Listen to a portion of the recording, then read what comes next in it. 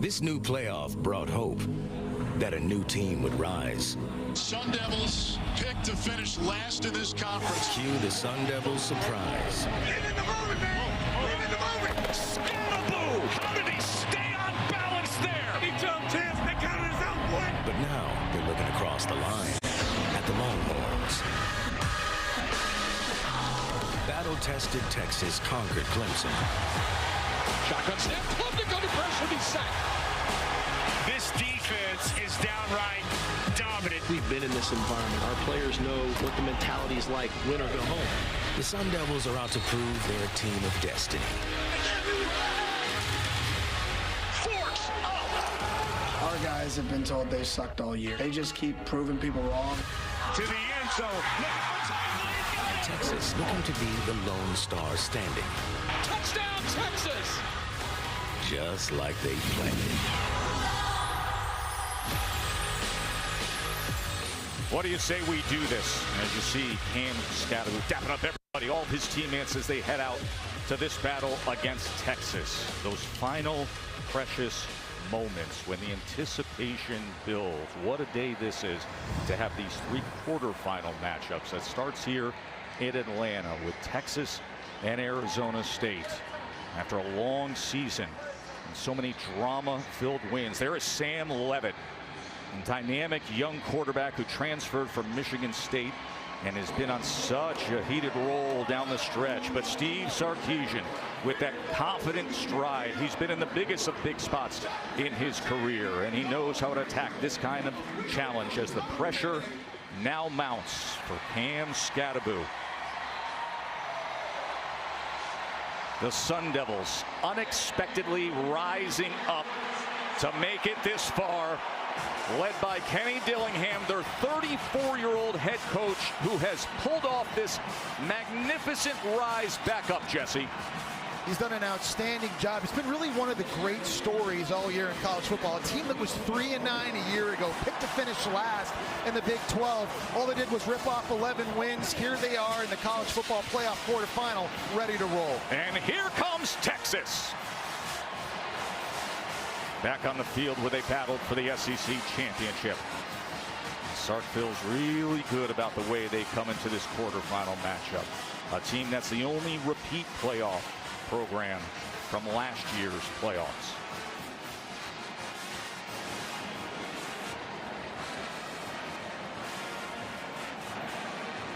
We have honorary captains that are legends from these programs for the coin toss.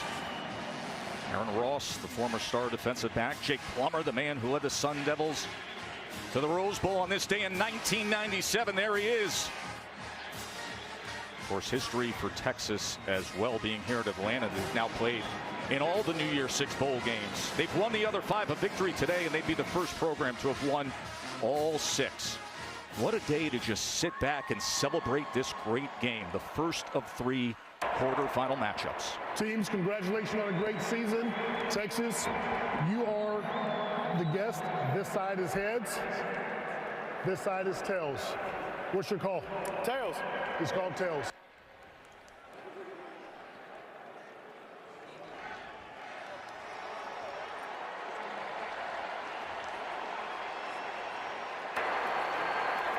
Texas is 1. We'll defer. Arizona State will receive. Sugar Bowl will cap this magnificent Happy New Year of college football playoff action. Joe Tessitore and Jesse Palmer with you. And Jesse, this Arizona State team, we were with them for the Big 12 championship. They have done it with a level of buy-in and bullish belief. They do, and they're an underdog coming into this game, a 2-touchdown underdog, really, but nothing new for them. They're going to be a team playing with a chip on their shoulder, with an opportunity, as Kenny Dillingham said yesterday, against a blue blood program like Texas, to make a statement with the entire country watching. 4th time that the Peach Bowl has hosted a college football playoff game.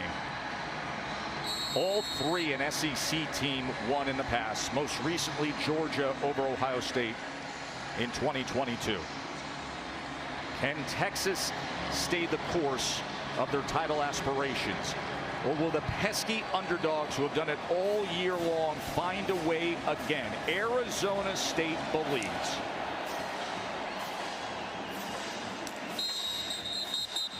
And it's a guy with a lot of belief in their quarterback, Sam Levitt. Yeah, he's been sensational as a redshirt freshman, very poised, but I think it's his athleticism that makes him truly unique. Here against Arizona, 3 rushers with an opportunity to bring him down. He feels the soft spot. He's able to move up into the pocket, keeping his focus downfield, hitting Shimon Mateo for a score. Big 12 title game, a critical 4th and 8, Joe, early in the game. Iowa State dropping 8 guys in coverage. He sees a lane to run. The linebacker's got to make the stop, but that scrambling ability, he doesn't even get touched. That athleticism is going to have to show up in this game against easily the best defense they've faced all year. He has been red hot down the stretch of this season as well. But you know who they always go to. Cam Skattebo, as advertised, first run of the game. We talked about receivers getting blocks, and I want you to watch on the outside here. Michael Tapp at safety lined up one-on-one with Troy O'Meara, and O'Meara gets a great block. He helps set that edge for Skattebo to get to the outside. So a 10-yard run for Big Cam. Now Levitt to pass. Gets it out quickly. It was a little bit to the outside, but it was hauled in that time by Mateo. Take a look at how good Sam Levitt has been. Again, only a redshirt freshman, on fire. 16 TDs, just 1 pick in his last 6 games. The moment never feels or seems too big for him, and this obviously the biggest stage he's ever played. And 3 touchdown passes on only 12 completions in the conference championship. As we quickly try to get it into space to Stovall, but he's wrapped up after a minimal gain that time.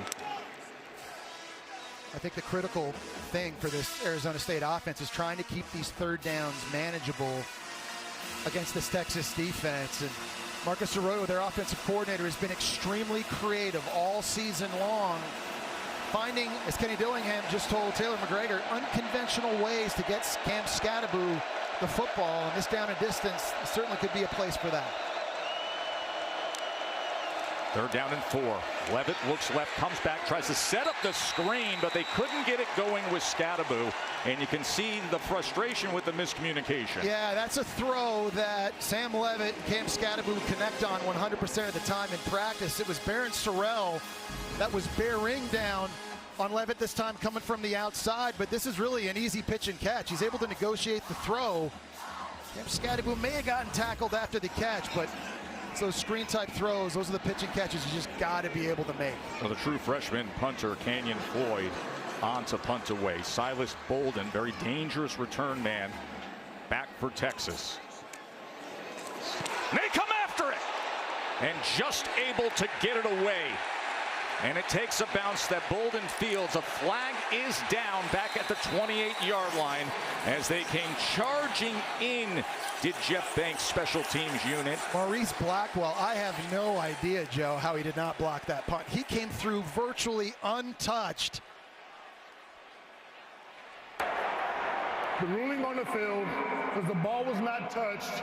Therefore, we have running into the kicker by the defense. 5-yard penalty will result in the 1st down. And keep in mind, it was 4th down and 4, 1st down, Arizona State. So that's Blackwell, number 37 for Texas, and he was trying, it looked as though he was trying to hold up. He didn't want to lay out and leave his feet. He was just trying to put both arms out in front of him to knock the ball down, but as you heard, he never actually made contact with the football. And that's why the penalty was called, giving Arizona State a fresh set of downs here early. Saw the reaction by Jeff Banks. He's one of the most outstanding special teams coordinators in the country. But his unit handing a 1st down over to Arizona State to open up this game.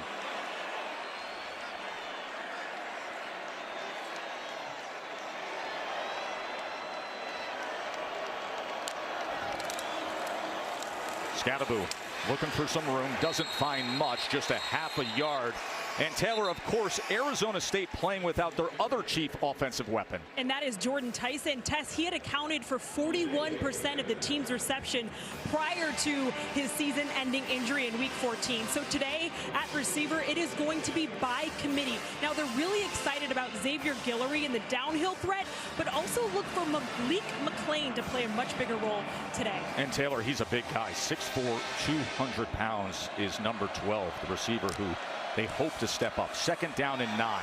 Play action. Levitt goes underneath as it's going to end up being a 3rd and a long 2 as he goes to his big tight end, Shimon Mateo. It was a really nice job by Levitt that time, stepping up into the pocket. He'd gotten a little pressure coming from Big Bill Norton, and so good job of keeping his poise and getting his feet underneath him, delivering an accurate throw to his tight end. You got to think if you're Kenny Dillingham in this situation, 3rd and short, it wouldn't surprise me if this is 4-down territory right here. This might be a place you decide to take a shot knowing you're going to go for it again on 4th and short.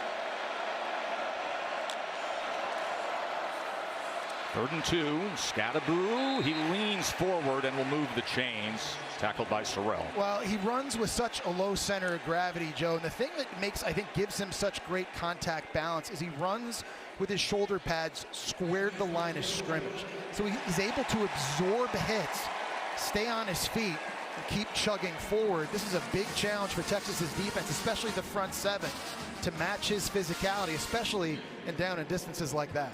So Scattaboo will take a breather after a hard-earned 1st down. Kyson Brown comes into the game. He has breakaway speed.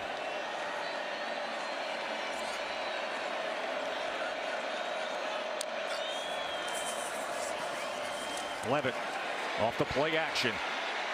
Looking to extend the plays. A decent scrambler. We've seen that. But can't find much at all as Anthony Hill is able to track him down and a flag comes in. I think they're going to get a face mask on Anthony Hill, taking him down to the ground.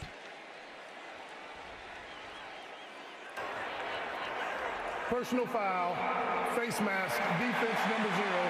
15-yard penalty from the end of the run, 1st down. Larry Smith heads up this officiating crew from the Big Ten. Well, Anthony Hill, one of the most versatile linebackers in the country. You see him grab there with the right helmet, or the right hand, the top of Levitt's helmet, before throwing him to the ground. And so 2 critical big penalties early here in the game against Texas has continued to give Arizona State life here.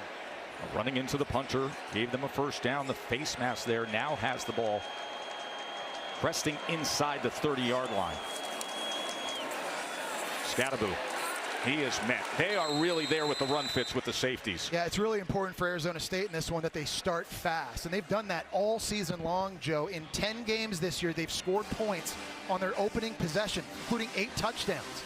It's 2nd best in the country, so it's critical here to try to seize some momentum early for Marcus Arroyo there calling plays to get these guys in a rhythm. The penalties have helped. But again, being a big underdog in this one, how big would it be for the Sun Devils to score here on the opening drive?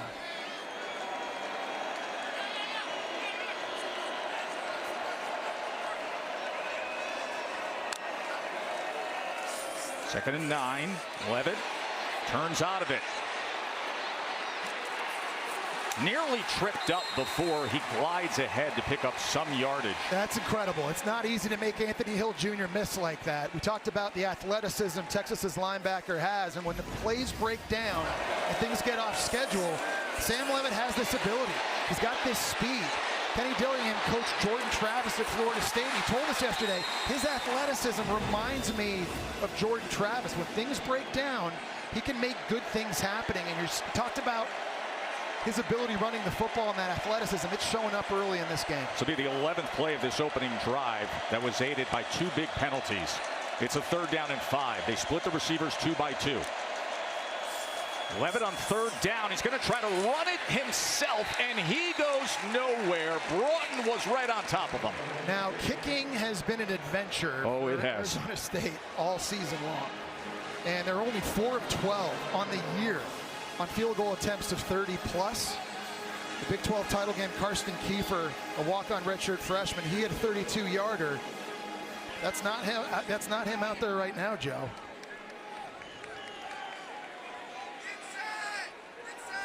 That is, they're confirming that is Kiefer, number 26. with a new snapper as well for the operations. There's Tyler Wigglesworth, who's never started a game as a snapper. Only one field goal made on the season for Kiefer, and he puts this through, as he did in the Big 12 championship game as well. So a 39-yard field goal by Kiefer, and Arizona State gets up 3-zip on the opening drive. Quinn Ewers and the Horns when we return.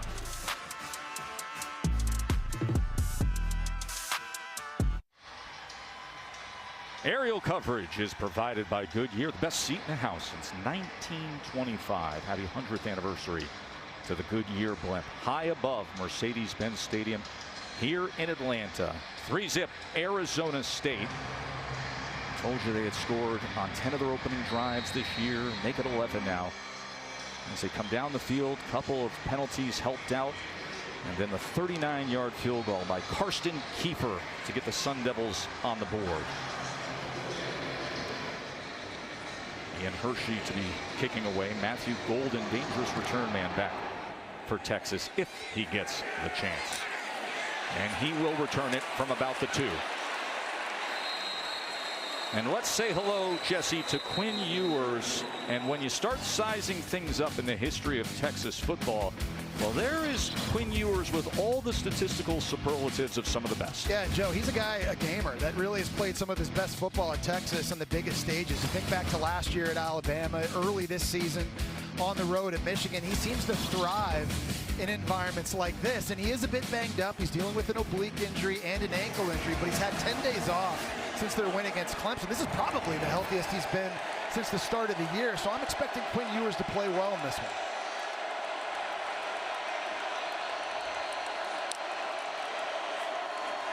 Ewers to pass, and right in stride, they get going with Golden. Look at this explosive play from the Longhorns.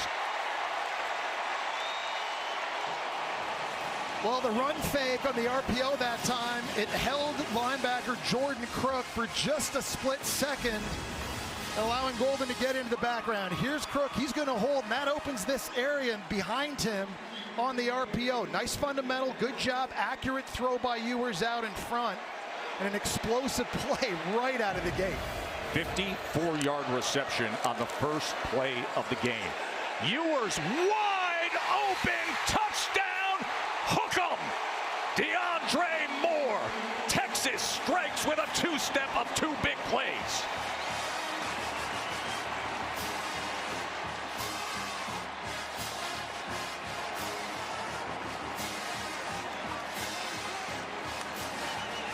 Texas had Jaden Blue that time on a swing route, and defenders all ran with it, and that just gave the window right here on the swing. Defenders going downhill. Here's Moore down the boundary on the wheel route. Just a little hesitation on the eye candy gets Arizona State's defense in trouble. Bert Auburn caps it with the extra point. Explosive plays. Texas is top 10 in the country. Top 10 in the country, and did they flex it right there? 2 plays, 2 big ones. The 54-yarder to Golden, and then Ewers in the zone to start this quarterfinal matchup to DeAndre Moore. 7-3 Horns.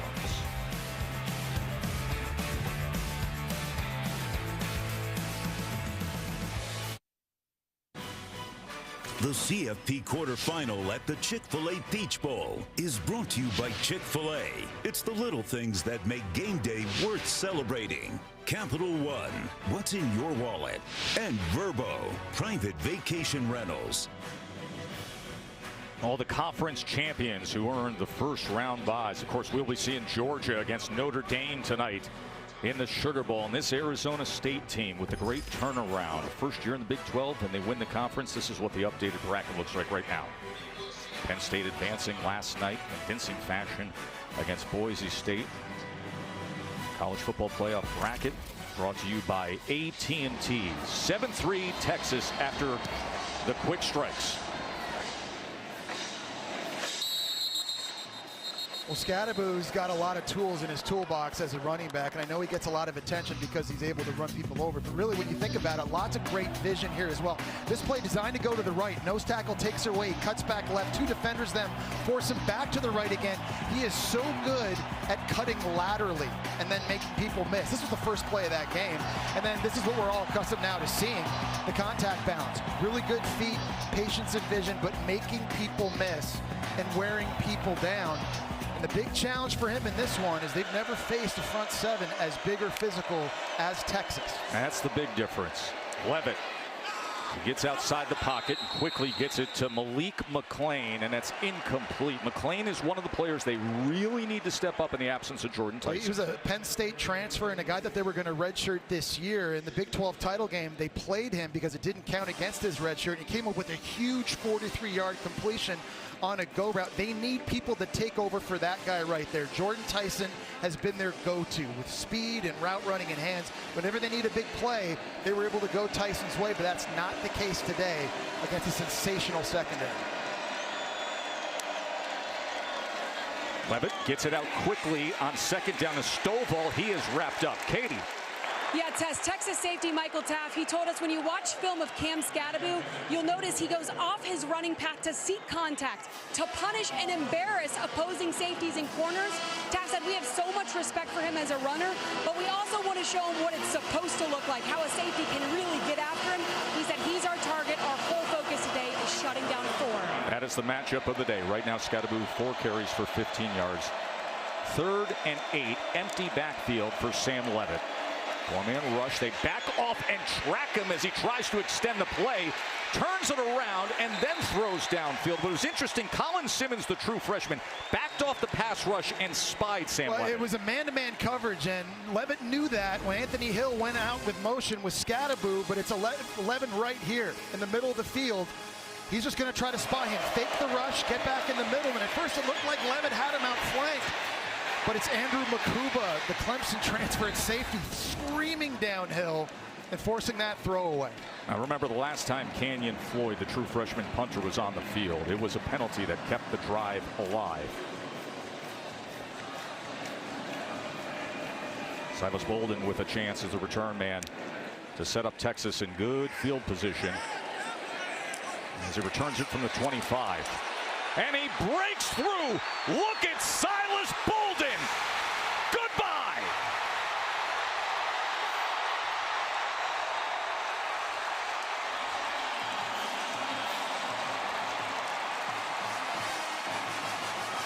A 75-yard thriller.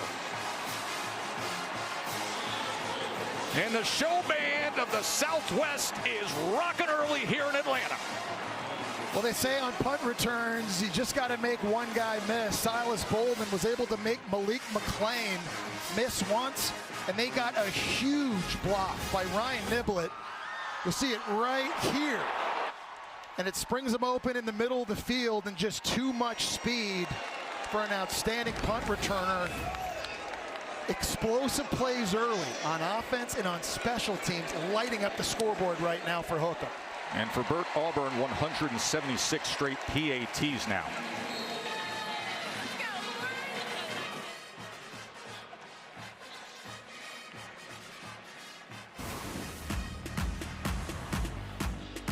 Texas has had 2 offensive plays. They have 14 points. Silas Bolden, 75-yard punt return touchdown. You're watching the college football playoff quarterfinal at the Chick-fil-A Peach Bowl.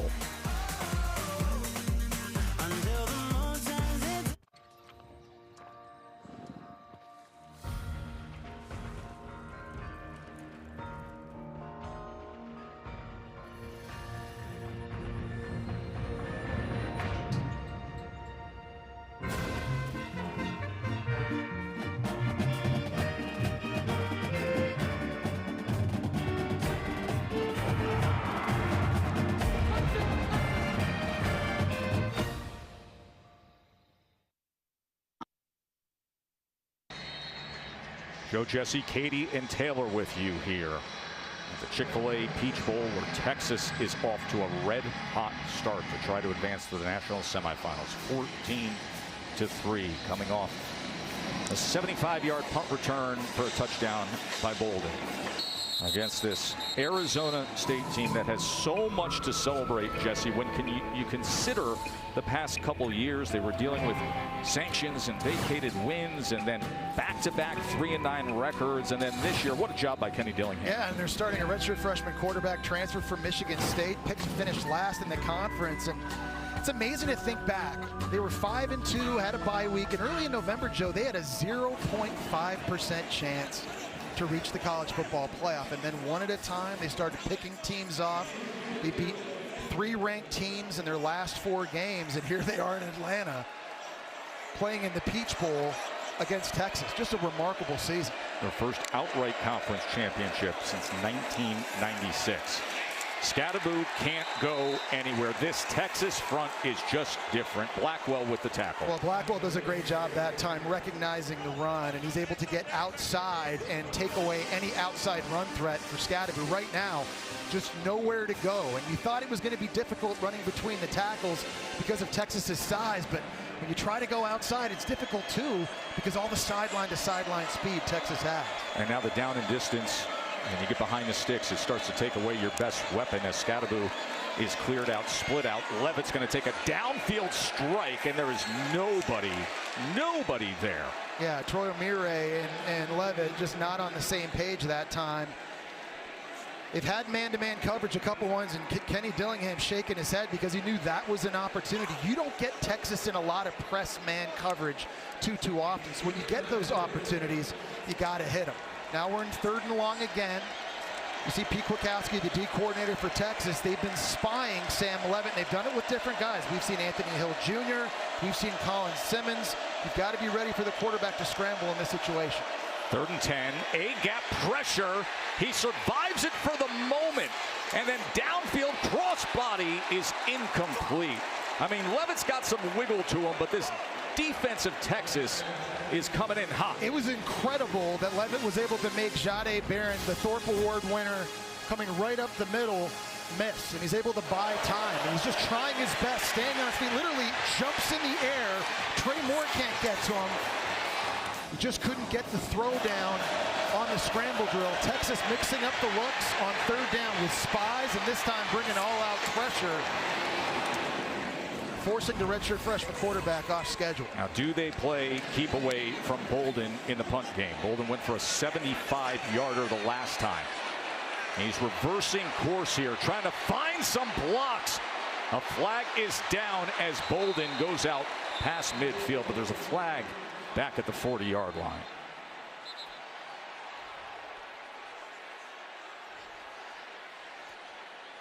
Yeah, it's like 2 players got into a wrestling match down the right sideline on that pump play. It was like a UFC Brazilian Jiu-Jitsu takedown.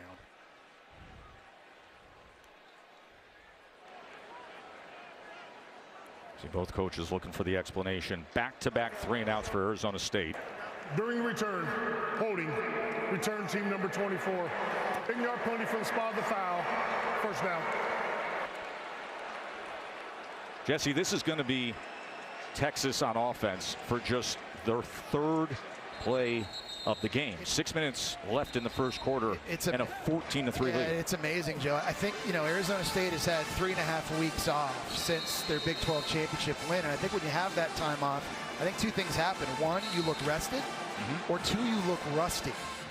Blocking, tackling, the fundamentals are just not there right now for Arizona State in any phase of the game. They've got to get it together. Texas scored 14 points in just 66 seconds. And taken down right away is Ewers as Prince Doorball, the Texas transfer playing against his old team, comes in. Yeah, and it's Hayden Connor at guard who's going to try to pull and block him right here, but there's just too much speed from the Texas transfer off the edge. Dorba really had a great game in the Big 12 title game. Didn't have a statistic, but he was disruptive. He's disruptive here early. Weisner goes out on 2nd down. Let's talk about the offensive line injuries for Texas, Katie. Yeah, Tess, worth mentioning that starting right tackle Cameron Williams was a game-time decision today after spraining his right knee against Clemson in the 1st round. He went through only half of pregame warm-ups today. Instead, UC reserve tackle Trevor Gooseby starting at right tackle. He took all the reps with the ones. Cameron Williams is available if absolutely necessary, Tess. Katie, as you know well, Gooseby has filled in both at tackle and guard admirably down the stretch of the season with various injuries. Kelvin Banks, the unanimous All-American, on the other side was banged up a little bit as well. Jake Majors was banged up in the Big 12 champ in the first round game, but he's good to go today. 3rd down and 12, and a timeout is going to be used, and we'll take the short break. 14-3 Horns here.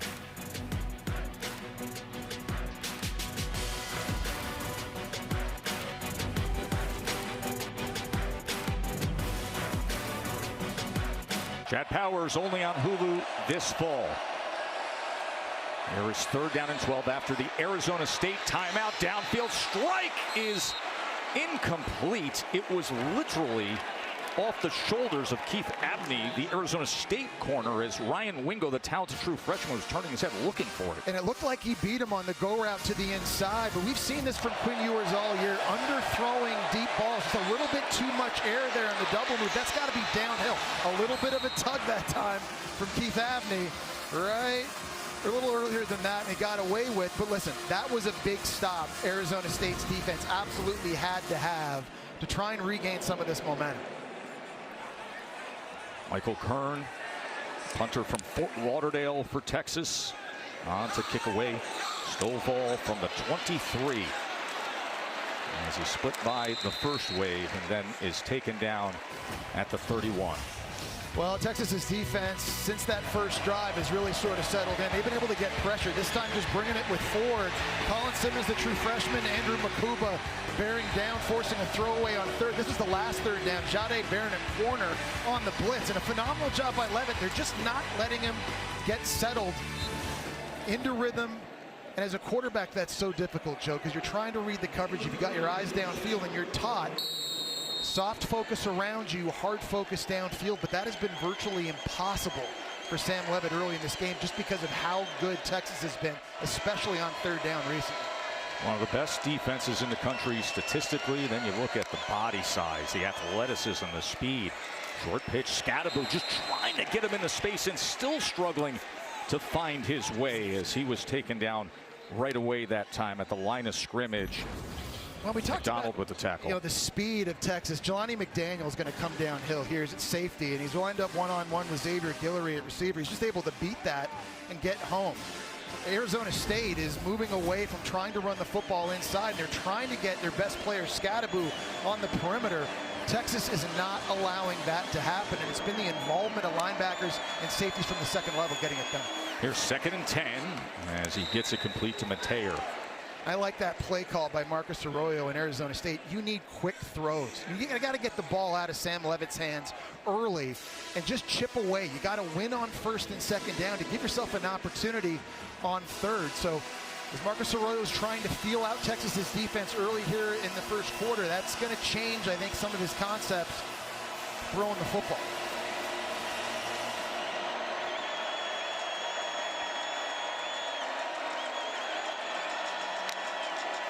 Levitt on 3rd and 6.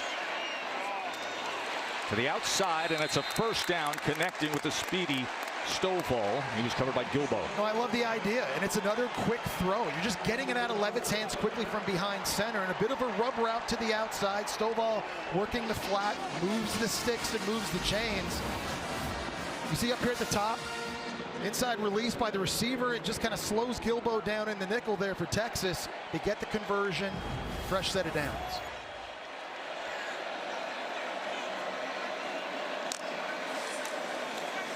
Play action on 1st down. Levitt looking for an opportunity downfield, and he's going to settle down and get it complete for another 1st down as he goes to the running back, Kyson Brown. Well, that's a great job of finding his check down. That is a max protection 2-man route. Only 2 receivers out on that one. One's running a post, one's running a deep crossing. Give Texas credit, Joe. They took it all away, but the redshirt freshman quarterback kept his poise. He's got his eyes looking down this way. It's not there. Come back over, find the check down to the back, and take the profit.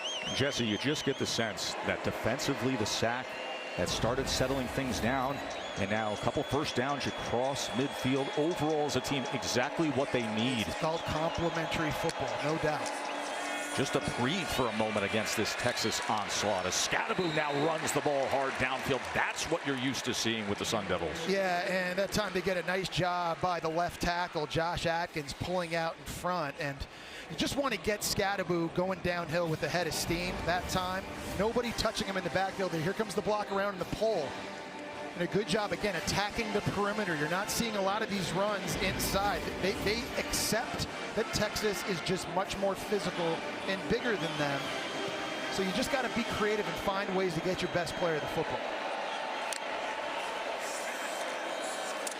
2nd and 3. It was a little high as Mateer was trying to go up and find it.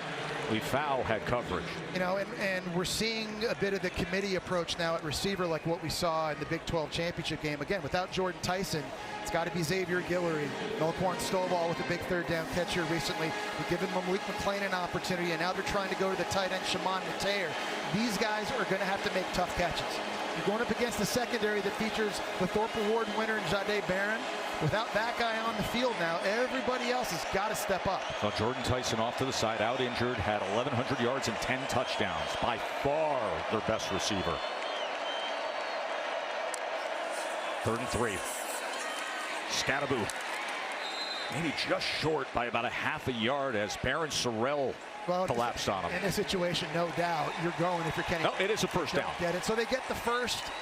And off we go. This has been a nice drive. And I like the idea of throwing the ball on 1st down now if you're Arizona State as well. You saw them do it on the last 1st down. They had max protection, wanted to take a shot, wasn't there. Hit the check down. Trust Sam Levitt to make the right decision. Texas right now defensively probably expecting run. It's in a good place. Even if it's a short throw, you're just taking whatever you can get. The 1st down is under further review. And remember, our yellow line is unofficial. And when you're watching that play, that's why I called it. It looked like maybe just a football length short, but the spot on the field did give him the 1st down. So this Big Ten crew led by Larry Smith, they're going to take a look. Yeah, when I was watching it live with you, Joe, I was with you. I thought he might have been a little bit short too. Yeah, his forward progress, where that yellow line is, the football never quite got there. Nice job by Barron Sorrell. Getting the tackle. Anthony Hill joins the party. They're able to slow down his forward progress. The football stayed in his left arm. It was forward, but I don't think it got to the line. You just see all those Texas helmets getting into the frame time and time again. We've covered them so many times this year, but whether it's Anthony Hill or Sorrell or the defensive backs coming in like Taft, they're always around the football. Yeah, Steve Sarkisian told Katie George at the start of the game, we got to gang tackle. We got to bring people to the party and get them involved, and they've been doing that with the speed going downhill. See that number 11, that young man, get used to the name Colin Simmons. He is going to be a megastar in the sport, as dynamic and athletic and exceeding all the expectations early on. After review, the ruling of the 1st down stands. So 2 for 2 on 3rd down so far on this drive is Arizona State.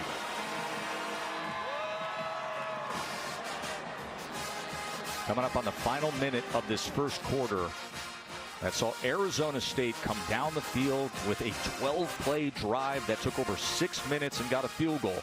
And then that was countered by Texas scoring in 2 plays with Moore at the 23-yard touchdown and then a special teams touchdown, the 75-yard punt return by Bolden. And now another long, sustained, hopeful drive for Arizona State. Levitt. Incomplete. Mateer looked like he had to wait for it. Yeah, I mean, it got to him, but barely in the nick of time. Jahdae Barron and Michael Taft just bearing down on that.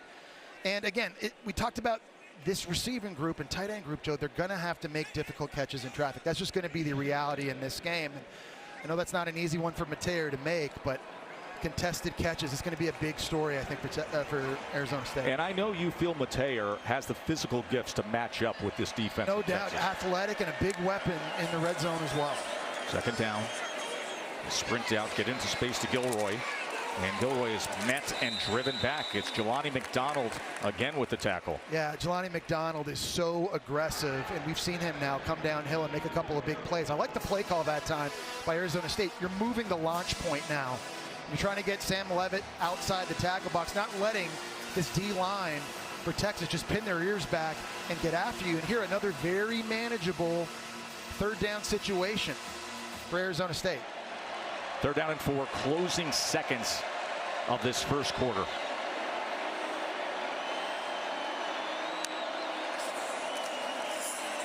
They go with the slant. It's caught, but not able to get upfield was Gilroy.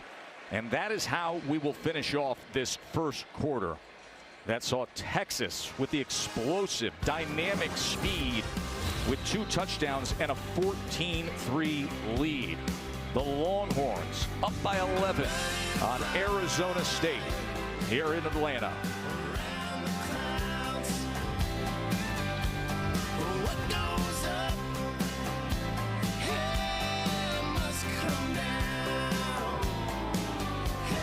The scientists and engineers that support the next mission to Mars could be in this class. Getting a degree at ASU is a journey that can take you anywhere. Into a world of groundbreaking technology and renowned award-winning faculty. Professors who help you to impact the world. Whether you're on campus or at home, becoming your best starts with learning from the best.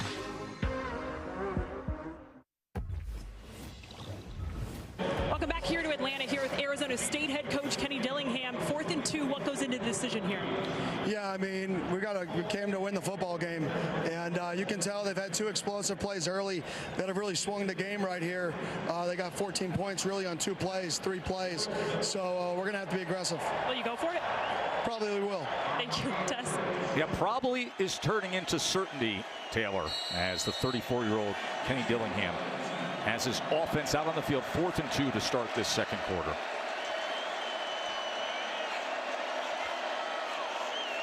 .53% on the year on 4th downs. 11th play of this drive, trailing by 11. 4th down, Scattaboo. Turnover on downs, Stonewall, Texas.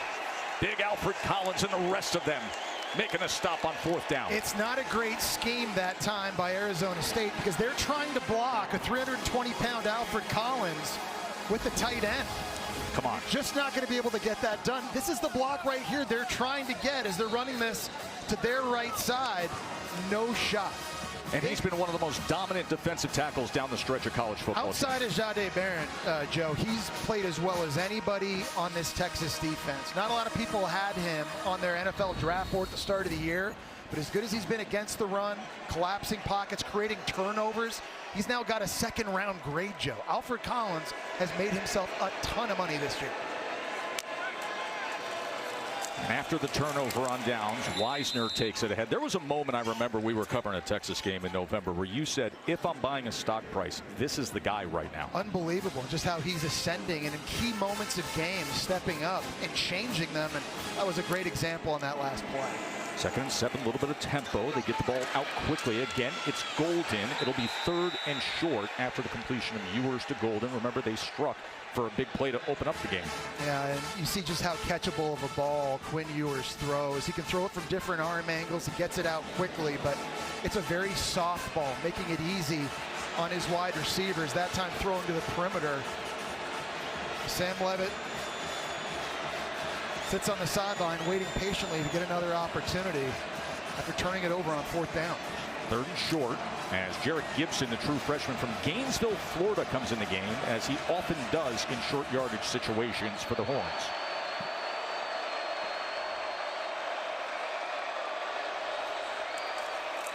Instead, they go with a jet motion with Bolden, and Bolden will get the 1st down. Of course, Cyrus Bolden, who showed you what he's capable of with a 75-yard punt return touchdown. Well, you just mentioned it, Joe. That's a great job of misdirection and a wrinkle from Steve Sarkisian, because all season long, when this guy's in the game, it's a fullback dive. So everybody here expecting it.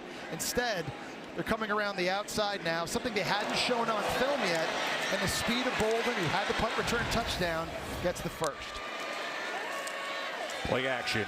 Ewers checks down to Wisner. He goes ahead for about 2.5 yards, tackled by Robinson. One of the things I love most about Quinn Ewers' game, Joe, is how quickly he gets the ball down to his running backs in the check down. When guys are running downfield, he's not sitting there holding the football, trying to make a big play happen. If he doesn't have it right now, through his third read, he's getting it out to Quintravion Wisener, who's going to make somebody miss and go get some yards.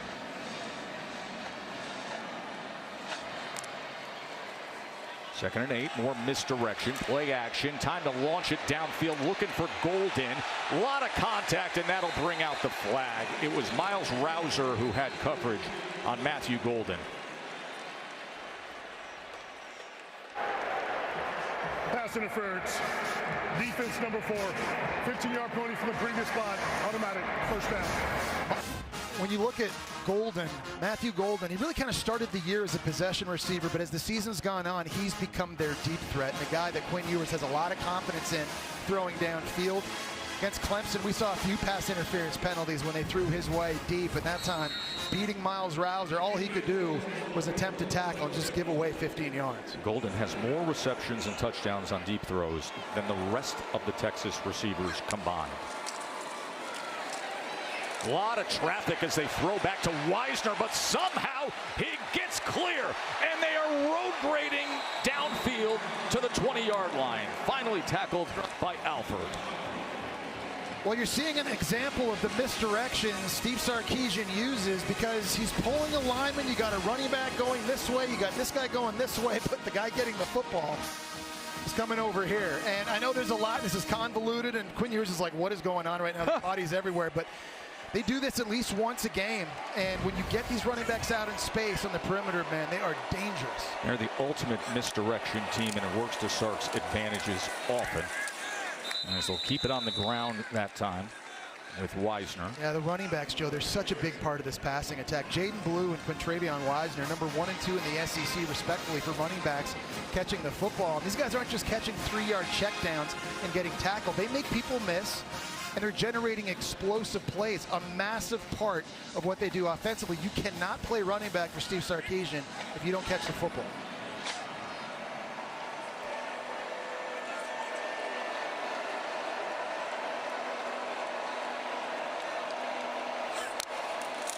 Second and 8. Wisener not finding much as he is driven back that time immediately by Keyshawn Elliott. Yeah, this is a pretty good run defense, too, from Arizona State. They're giving up 117 rushing yards a game, which is second best in the Big 12. And their D-line is not very big, but they're physical. What I love, though, is how the linebackers and the safeties play downhill. Keyshawn Elliott is a big body at 6'2", 230, and he's able to kind of work through the trash that time, find the football, make a good tackle. So that big offensive line with the distinct size advantage in this Chick-fil-A Peach Bowl. 3rd down and 7 for Quinn Ewers and the Horns. To the end zone, it is batted away. He was looking for Gunnar Helm, but Alford defended it. Well, it's an Arizona State defense that really prides itself in not giving up big plays. I mean, they've given up a few early in this one, but that time dropping a lot of guys in coverage. And how about the Texas transfer? Xavier Alford climbing the ladder and knocking that thing away. He's been at 3 schools. He was at Texas, then went to USC, and now starring for Arizona State. 36-yard attempt now for Bert Auburn.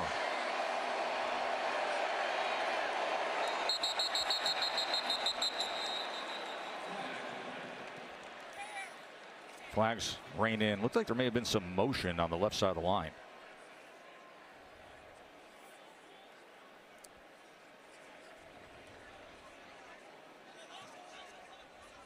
See which way this goes.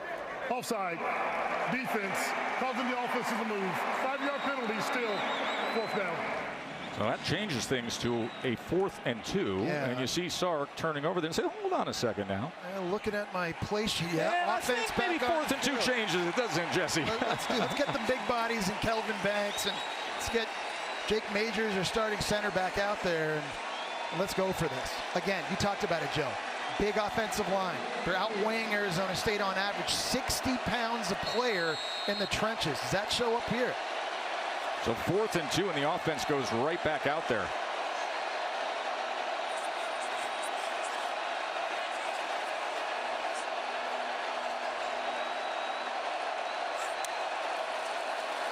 They're going to pass on 4th and 2. And going up high is Golden. He has become a dynamic player for Texas. And I mean, that was perfectly covered by Arizona State. Keith Abney was in perfect position. I thought that was going to get picked and maybe taken back to the house. But he put it in a place that Golden could go up and get. And you're right, Joe, with the injuries Isaiah Bond has had in and out of the lineup, Matthew Golden has become their go-to guy. And then smart to go tempo right away as Wisner carries it, but a tackle for loss right down the line by Miles Rouser. Let's go back to that 4th down play. You don't usually throw quick outs against press coverage right here. This was gutsy, and Abney, I thought, was going to be able to play that. If he catches it, takes it down the sideline, but Quinn Ewers put it in only one place where his guy could make the play, and there is no defense for a perfect throw. Well, Jess, Sark agrees with you. He turned around to his staff and said, what are we doing, guys? That is too dangerous of a play there. Well, risk turned into reward, Katie. 2nd and goal. Wisner looking for anything as he spins his way inside the 5. It'll be 3rd and goal. It's the identity of this offense. I know, we show Steve Sarkisian a lot. We know what he's done, all the places he's been. They throw it up and down the field, but running the ball has been the calling card for Texas on offense this year. The offensive line has been a strength for them outside of the 2 Georgia games. And so in this position of the field down here, if you're Steve Sarkisian, I think you can afford to be aggressive if you want to keep running it. 3rd and goal.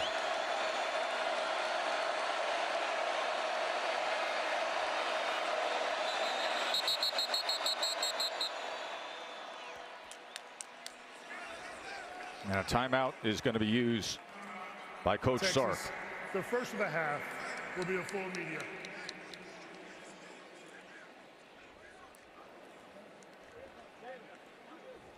Remember, there was a 4th down stop to get the ball back. Texas defense did their job. Now the offense is looking to cash in when we come back to quarterfinal action, the college football playoff.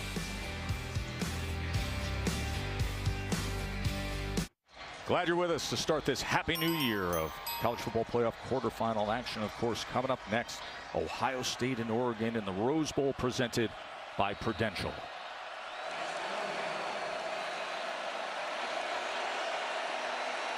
Third and goal for Texas. Ewers looking to the right and off the mark, far out of the range of Matthew Golden, covered by Robinson. Yeah, Jamin Robinson does a great job there defending the back shoulder fade. I think he was their defensive MVP in the Big 12 title game, battling with a much bigger receiver in Jaden Higgins when they oftentimes try to take him deep. Robinson only 5'11", but plays with really good technique here. Great job getting his head turned around to locate the football.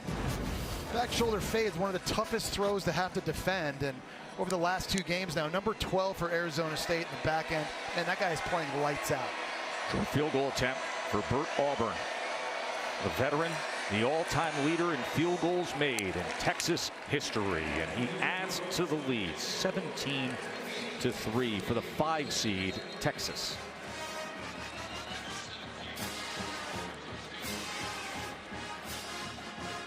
Started off the day so red hot.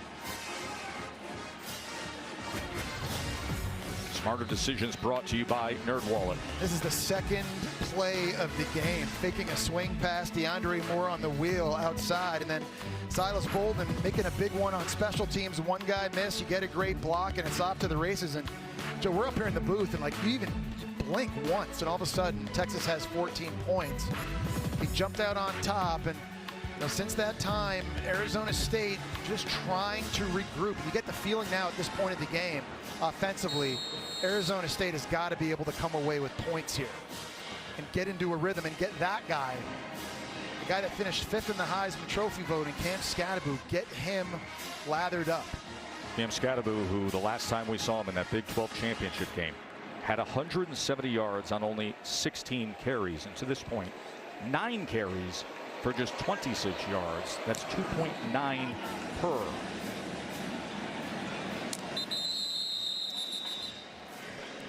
Let's take a look at Smarter Decisions brought to you by NerdWallet. Yeah, they've been able to slow Cam Skattebo down. It's the law firm of Barron & Barron. Barron Sorrell coming from the outside, Jade Barron coming from the secondary position.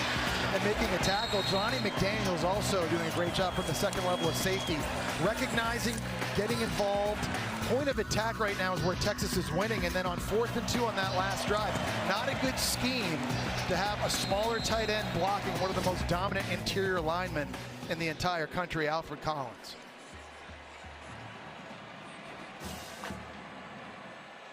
What will be the answer for this Arizona State offense?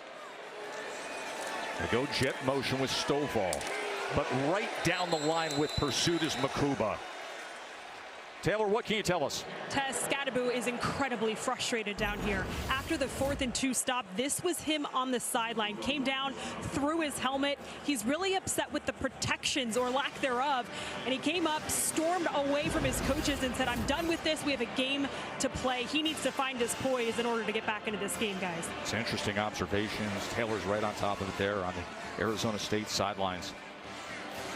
9 carries, 26 yards compared to the dynamic statistical superlatives we saw all season long as he tries to lower the shoulder and gain some ground against Colin Simmons, the true freshman. Well, remember, Scadaboo made some headlines this week in media when he said, yes, he did. Nobody can stop me.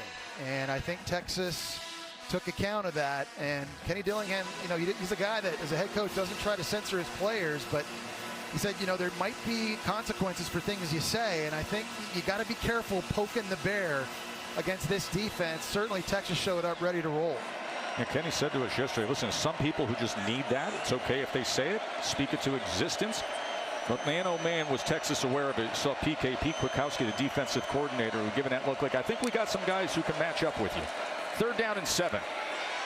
Levitt being chased back to the 11-yard line before he launches it downfield and is able to get it complete to Omire. Troy Omire, the former Texas Longhorn player, with the big catch downfield for 23 yards. Well, first off, phenomenal job by Levitt that time avoiding Trey Moore and Barron Sorrell. But then the greater job, I think, on the scramble drill of Omire working with his quarterback.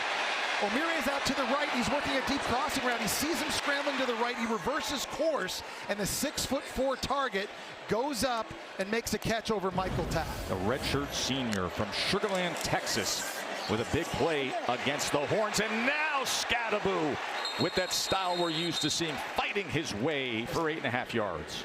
Great job combo blocking on the zone that time, and it was the left guard, right guard, Kyle Scott, I think. Coleman right here is going to work here and then climb up into the second level to clear the way for Scadaboo. Combo block the nose guard, Big Bill Norton, and you're just getting him space. There hasn't been a ton of success in this game so far, running in between the tackles. That was one example of it there. Great work by Ben Coleman, for you to point it out. He was at Cal, was an all-conference player there. Lost a year because of a knee injury. Excellent blocking for Scadaboo, who bounces off his own man and is able to pinball his way inside the 35-yard line. You see Arizona State run a lot of pistol, and the advantage of that in the run game is that if you're offset, the defense can predict which way you're going, and they can slant accordingly. In the pistol, you don't know which way Scadaboo's going to go, so it makes it a lot more unpredictable running the football, and it's been a big weapon for the Sun Devils this year. See that game of pad leverage against Jahdae Barron. 6-yard run there. First down for the Sun Devils. Levitt goes underneath, and dropping the ball was Mateer. He was starting to turn upfield. It was thrown a little behind him, yeah, Jesse. I mean, that looked like a play right out of Steve Sarkisian's playbook, too. A lot of misdirection. You're rolling out. You're trying to get the defense to go one way. Kenny Dillingham knows they missed a big one on that one. We were talking about Shimon Mateer earlier, Joe. He's very gifted. He's very athletic. Drops, though, have been a problem for him this season. And, man, he dropped a big one there. Mateer, who started his college football career at Cincinnati, spent last spring at Colorado with Coach Prime, and then came to Arizona State. They have a lot of faith that he can develop into something very special. Second down. Levitt being chased back again. Levitt trying to keep the play alive before finally throwing it away. Yeah, sometimes you just got to know when the play is dead, and it's like a UFC fighter. What Kenny Dillingham tells his quarterback, you got to know when to tap out. You got to know when you're in a rear naked choke, and you just on first or second down. Just throw it and get out of it. By the way, your Christmas in Brazil is really paying off with the jiu-jitsu It is right. references. I was going to use Darce choke, but instead at this point right here, Baron Sorrell, I mean, he's literally chasing him right to the boundary. So this is a big drive, Joe, where they need to come away with points, and they need a conversion here. You've got to give Sam Levitt time, and if I'm Marcus Arroyo, I mean, I'm seriously considering tight end chips, running back chips, whatever it takes to give my quarterback an opportunity. Yeah, he's been going the wrong direction just to stay alive a few times. 3rd down and 10. Had to go underneath, but it's broken up that time. Michael Taft coming in like a missile against Mateer. Texas was bringing pressure with Anthony Hill Jr., and it was Colin Simmons, 11, off the edge that comes free. Levitt's got to get rid of this thing now. And it looks like he's going to have Mateer, but how about Michael Taft from the second level, recognizing it, breaking it up, and now a massive 4th down play. You know, if this is earlier in the year for Arizona State, you've got Jordan Tyson. There's no question who this ball is going to at receiver. But now, who can step up here and make a play for Sam Levitt? Remember, they were stopped on 4th and short earlier. Now it's a different beast at 4th and 10. 4th down and 10 for the Sun Devils. Levitt, he is sacked. He is brought down by Trey Moore. Another turnover and downs by the Horns defense. Phenomenal job by defensive coordinator Pete Kwiatkowski drawing up the double spy this time. Trey Moore and Anthony Hill Jr. anticipating Sam Levitt was going to try and run and scramble.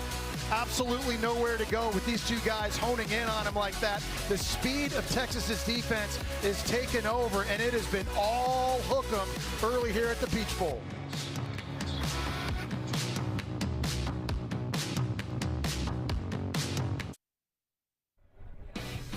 The CFP quarterfinal at the Chick-fil-A Peach Bowl is brought to you by AT&T. Connecting changes everything.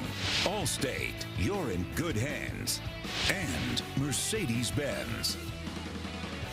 Glad you're with us, and a happy new year to everybody. Joe Tessitore, Jesse Palmer, Katie George, and Taylor McGregor here in Atlanta. College football playoff quarterfinal action at the Chick-fil-A Peach Bowl. 17-3 Texas, Jesse. Back-to-back turnover on downs as the Texas defense came up with the stop again. Well, you see the time of possession, it's been lopsided, but that's because Texas scored on their first 2 plays on offense and then a punt return, so they haven't had the ball much. Arizona State's defense here with a good stop early on this drive. Jaden Blue can't find anything at all. It's important to note Arizona State a bit short-handed here in the first half defensively with the star nickel Shamari Simmons missing the first half because of a targeting penalty called against them in the Big 12 championship game. So it's Montana Warren, the redshirt freshman number 9, working in the slot. And you just wonder if Steve Sarkisian is going to try to attack that before this first half comes to an end. 2nd and 11. Ewers. It was overthrown, and Moore had created some space. The targeting we're referring, again, came against Iowa State here. Simmons coming in on the blitz. He's hitting Rocco Becht.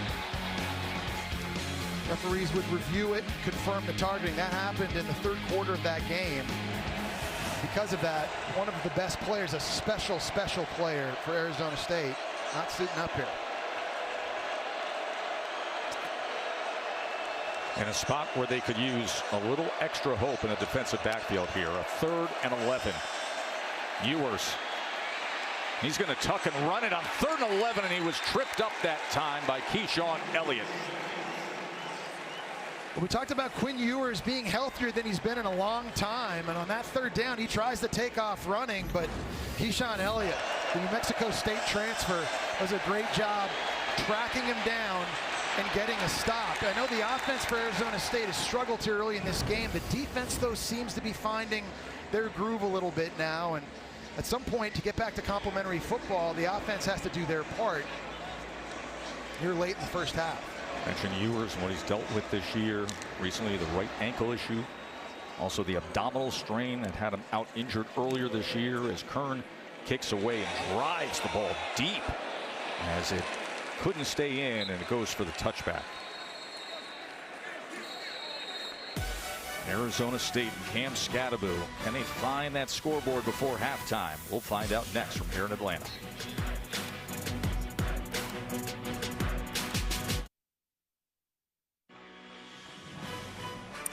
Reese Davis with you from the Rose Bowl in Pasadena. Tonight's game in the Sugar Bowl, scheduled to be played between Georgia and Notre Dame, has been postponed for 24 hours in light of the horrific happenings in the morning hours in New Orleans when a man drove a pickup truck into a crowd of people at the corner of Canal and Bourbon Street, killing 15 people and injuring at least 25.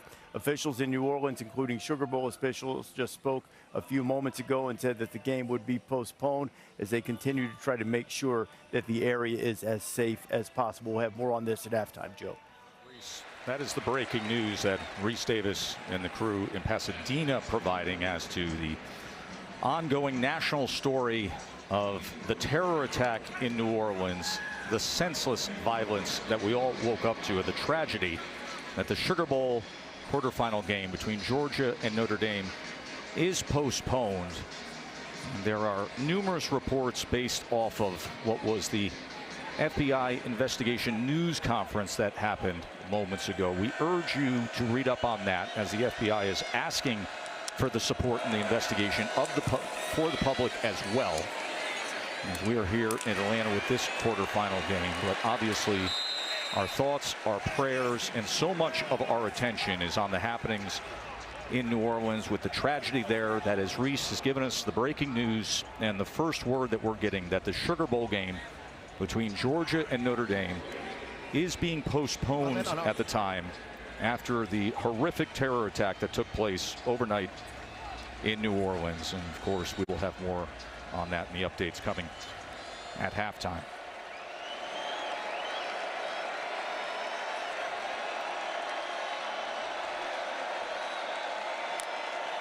Third down and 9 for Arizona State.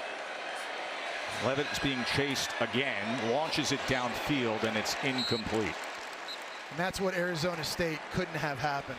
Go 3 and out in this situation with a little over 2 minutes to go. Texas has 2 timeouts left. Remember, Arizona State received to open the game.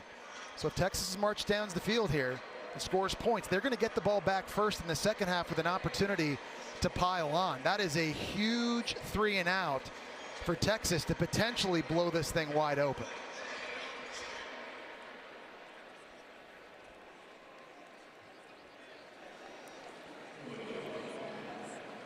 Canyon Floyd, true freshman punter, he's thinking about a fake here, and he's going to throw it downfield and get it complete to Lonawong. Blazin Lonawong, the reserve defensive tackle, on a pass from Canyon Floyd on what was 4th and 9 from their own 21-yard line. Texas wasn't ready for it. Maurice Blackwell, linebacker number 37, he turned around and completely had his back turned to the play, and that's just a great time to dial this up deep in their own end. Texas never expecting it. And how about the hands by Lonawong, the D lineman, making a play and now moving the sticks. So can Arizona State pay this off? The 6'4", 285-pound defensive tackle on the reception from the true freshman punter.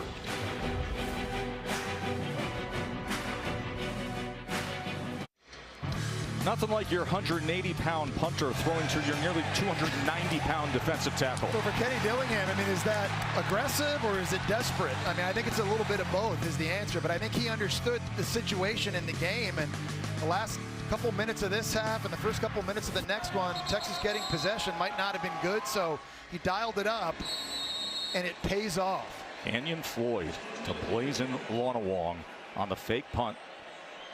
That goes for 32 yards. That's our longest play today, the fake punt. Scadaboo in space as he gets it out to the 40-yard line as they're trying to do something before halftime here and get their first touchdown of the day, trailing by 14 points. I think everything in the passing game at this point for Arizona State is either Sam Levitt rolling out, moving the pocket, or it's quickly coming out of his hands one way or another, because right now they cannot contend with Texas up front. Wow. Scadaboo was met after a gain of just a yard by a Lee foul. You're seeing the physicality. Leongo Lafau that time playing downhill and getting a big stop. They've risen to the challenge. I mean, Katie George was telling us earlier, Michael Tapp and the safeties talking about what was ahead of them. That time there, two helmets colliding. A runner's not a defenseless player, but remember, if you make contact with the crown of the helmet, that is targeting, and I think that's what Arizona State fans want. Third down and 1. They're going with the quarterback sneak from Levitt as he will move the chains. 2 timeouts remain for Arizona State. Had the fake punt successfully moments ago to spark things. We'll see if they can cash in before halftime. Kenny Dillingham, at 34 years old, has had this great turnaround from the program, but this is quite the challenge against this loaded Texas team in this spot. They're spending a lot of time. Kenny Dillingham wants him to go quickly, but just draining precious seconds. Play action just over half a minute before halftime, and it's complete and out of bounds to Guillory. Yeah, that time, one of the few times in this first half that Sam Levitt had a very clean pocket and an opportunity to survey the field. A nice job to the outside by Guillory, working the comeback route and having good awareness in this 2-minute situation, getting out of bounds and stopping the clock. I want to remind everybody that Reese Davis will give us the latest concerning the breaking news affecting the Sugar Bowl coming up at the half.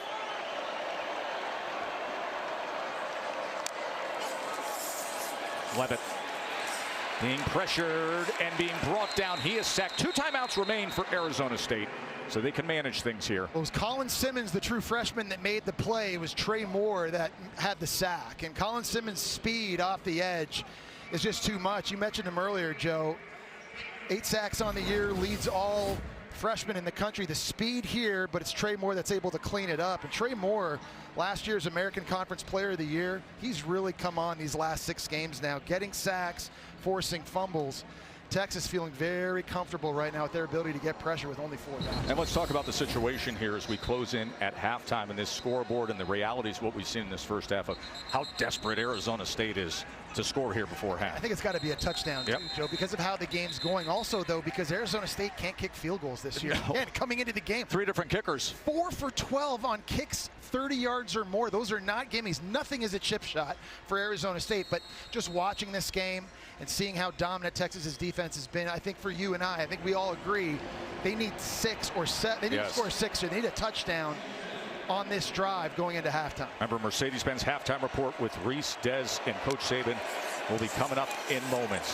2nd and 11 off the timeout as he's able to connect, and being flipped over is Stovall. Really good tackle by Jahdae Barron, not letting him get to the boundary, get out of bounds. Jahdae Barron, the Thorpe Award winner, the nation's outstanding defensive back, not only because he's great in coverage and his 5 picks lead the SEC, he likes to tackle.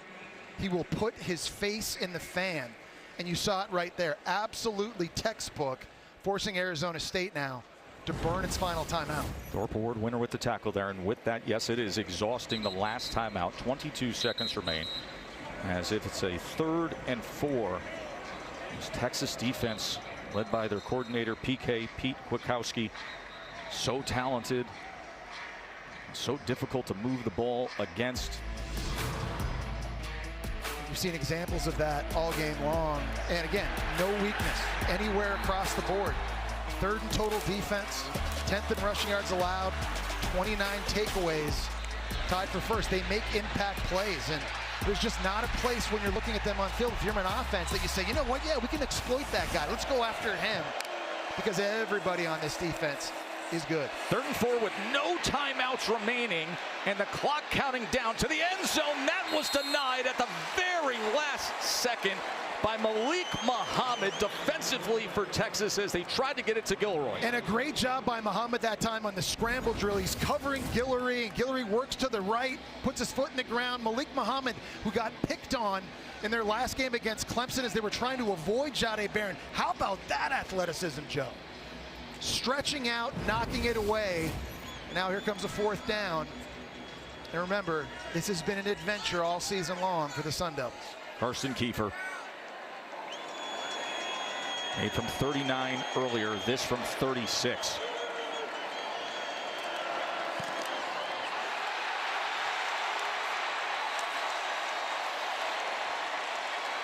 And I think right in the middle of that defense, it was Ethan Burke. I think Ethan Burke at 6'6", got a piece of that. From Austin, Texas, right in the middle, lined up right over the center, got his big paw up and knocked that thing down. See Kiefer. Look at big 91 get the right hand. Wow. How about the special teams by Texas in this game? Excellent. Silas Bolden on the punt return touchdown, and now that field goal block. Do you remember that cutaway we took, the shot of Jeff Banks, the special teams coordinator, who was so frustrated after the running into the punter? Yeah, right. I think his unit has responded. I think he's settled down a little bit. The blood pressure has come down.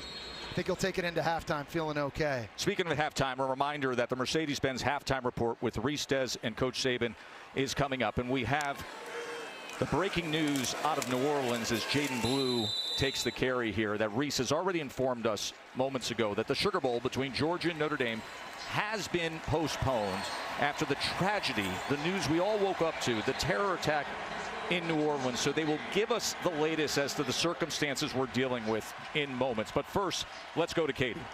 Thanks, Des. Steve, your defense has been excellent. Your offense scored on the opening drive. What have you seen from that group since then? Well, we got to find a run game right now. We're out of balance without running the ball. We missed a couple opportunities in the pass game, but they've been holding the ball a ton this first half as well. Thanks for the time. Thank you. Taylor? Coach, how do you finish drives in the second half? Yeah, we got to get in the low red zone. We're not running the ball great right now. We got to be better. I got to do a better job coaching to put these guys in position to be successful. And then we're getting absolutely destroyed on special teams right now. Thank you, Coach. Tess? You know, the blocked field goal to cap the first half. And, of course, the big punt return touchdown by Texas as well. 17-3. As we will head to the studio for a Mercedes-Benz halftime report after these messages.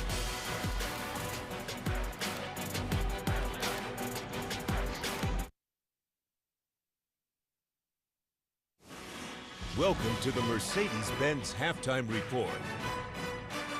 Texas leads Arizona State 17-3, halftime of the Peach Bowl. I'm Reese Davis in Pasadena at the Rose Bowl. Oregon and Ohio State will play this afternoon. This was a day that had been highly anticipated in this 12-team playoff era, a day in which 3 college football playoff quarterfinals were scheduled. But after the horrific act of violence in the early morning hours in New Orleans, a pickup truck driving into a crowd of people, killing 15 and injuring at least 25.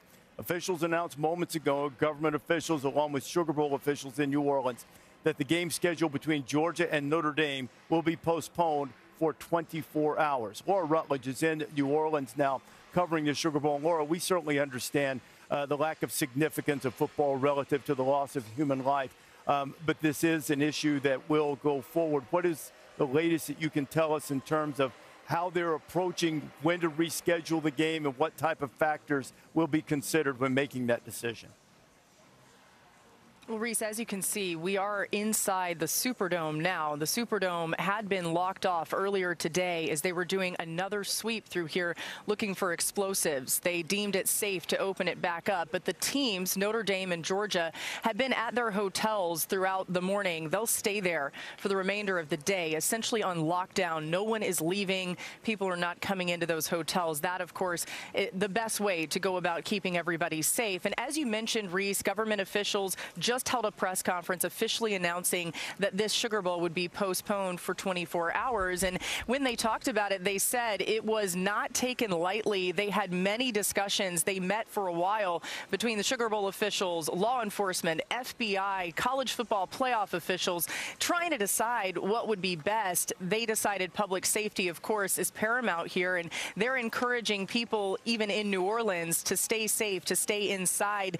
They said it's not a day for sightseeing as everyone tries to gather more information, and we'll continue to do that here, Reese, as we try to figure out what the plans going forward will be for playing this game and when that will happen. But as you mentioned off the top, certainly that pales in importance to what's gone on here. Yeah, the officials mentioned several times, Laura, during that news conference, still an active investigation. There's so much work to be done there. So the Sugar Bowl between Georgia and Notre Dame postponed for 24 hours, whether that becomes a fluid situation.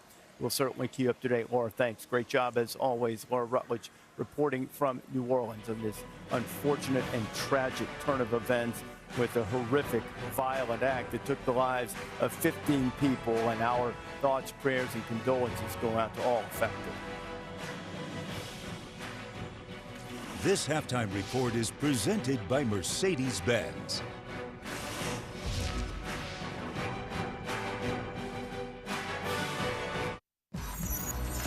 The CFP quarterfinal at the Chick-fil-A Peach Bowl is brought to you by Chick-fil-A. Chick-fil-A brought some extra fun to fans here in Atlanta with a repelling referee cow who delivered the game ball and other pregame festivities.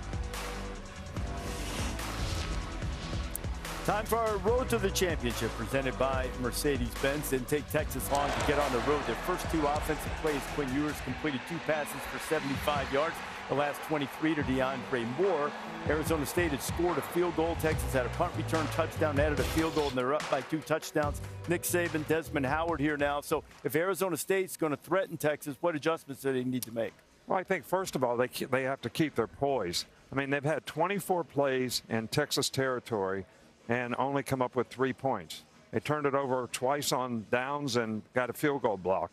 But I think if they keep trying to run the ball, let Scatterboo do his thing, move the pocket a little bit for Sam Levitt, and get the ball out of his hand quickly, that they're going to have a chance because they've controlled the game. They just haven't scored any points. I agree with you, Coach, because to me the difference right now is a 75-yard touchdown on the punt return by Silas Bowden. I think Texas is going to have to run the ball. First half, only 19 yards on the ground. I know they're ahead right now, but Sark needs more balance in his offense. They're going to have to establish some type of dominance up front with that line of scrimmage, run the ball, and then throw the ball down the field. So far, should be a 10-3 game, but that punt return 17-3. Well, I think sometimes you get frustrated when you have high expectations, which I think that's what Arizona State came in this game with. But they got to eliminate that, get out of the emotional side of it, and just focus on execution because they're really controlling the game as much or more than Texas. Texas is just making explosive plays. See, I would say that about Texas, too. Don't forget, there was a lot of chirping coming out of ASU's camp. I think Texas was really excited to come out here and show that they're the dominant team. They came out on fire, 2 plays, touchdown pass, but then after that, they kind of cooled down. Now I think they need to refocus, understand who they are, establish the line of scrimmage, and get that running game going. Yeah, both the teams trying to get the running game going. Texas did such a great job of that against Clemson in their first-round game and now trying to hold on to this 14-point lead. Ohio State and Oregon will play later today in the Rose Bowl.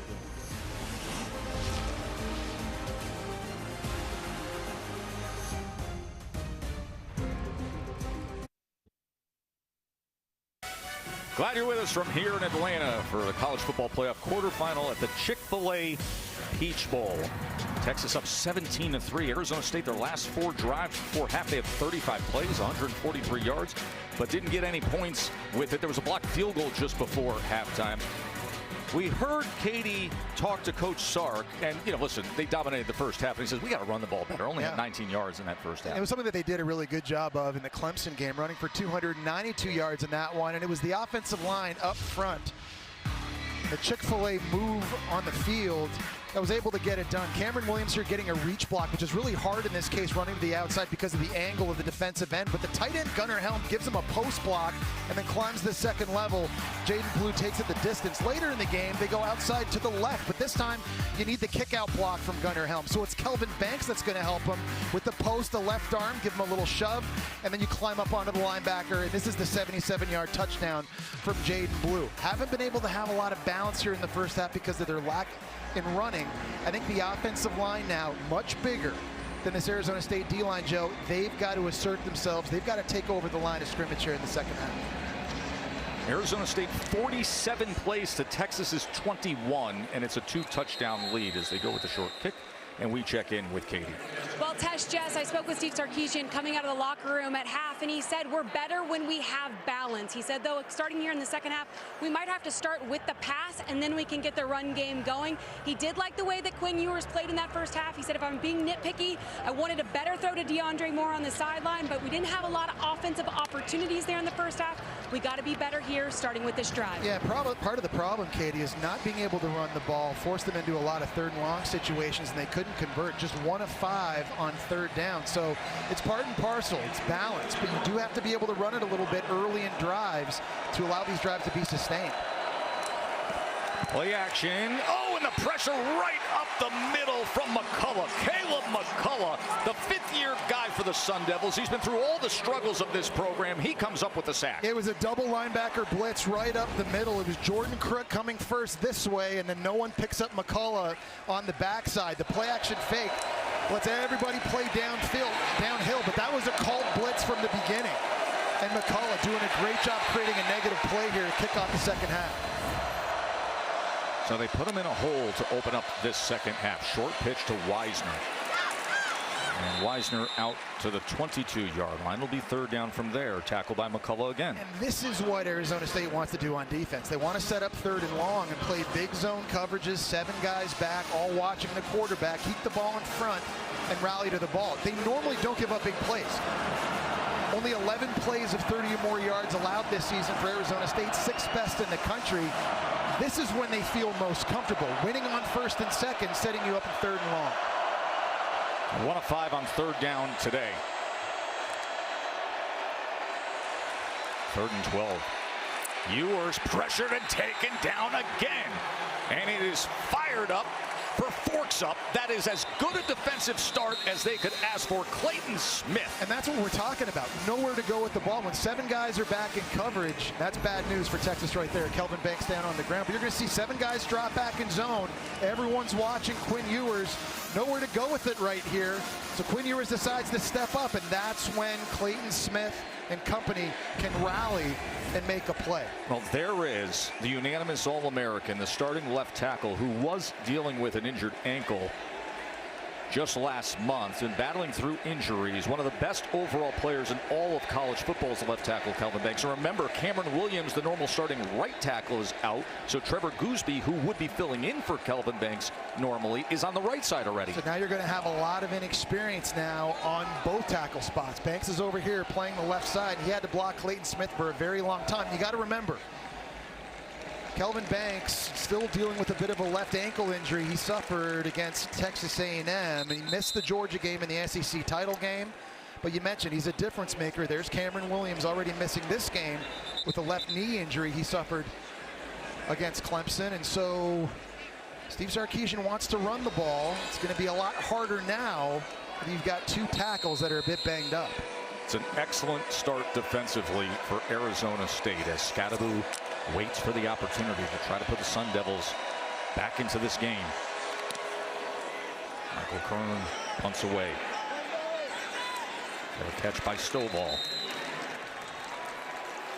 Take a look at today's Capital One rewarding performance. Well, they've had a very good plan against Sam Levitt, a very athletic running back. And we've seen spies, we've seen blitzes. This on a big 3rd and 10. Jade Barron, the Thorpe Award winner, coming through untouched. Great job by Levitt to avoid him, but just nowhere to go with the football. He misses over the middle of the field. And then Colin Simmons, the outstanding true freshman, Sean Alexander, freshman of the year, using the speed to force Levitt up into the pocket, and Trey Moore cleans it up. Finally on 4th and 10. Double spy this time. Pete Kwiatkowski, the D coordinator, has really done a nice job mixing up the looks each and every 3rd down, keeping Sam Levitt and this offensive line confused and off balance. Scadaboo, it's a gain of 3. Taylor, what can you offer? Well, Scadaboo should be frustrated. That's what Kenny Dillingham told me. And to his point, guys, he came into this game averaging 6 yards per carry. He averaged just 3.5 in the first half. They want to get the run game going. And so Kenny Dillingham told me they need to get into different formations, see if they can open up that Texas defensive line a little bit. So we'll see if that works, Tess. I remember the end of the regular season when Coach Saban was saying, hey, Scadaboo is my favorite player in college football for 1,000 yards after contact, but we haven't seen that much of it so far today.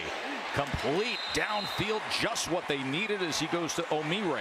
And there's a catch in traffic as a flag comes in late on this one, but it was Omire cutting across on the naked, rolling out with Sam Levitt, with Michael Tapp bearing down on him, making the catch. After the play, unsportsmanlike conduct on the offense, number 9 for taunting. 15-yard penalty. It will be first down.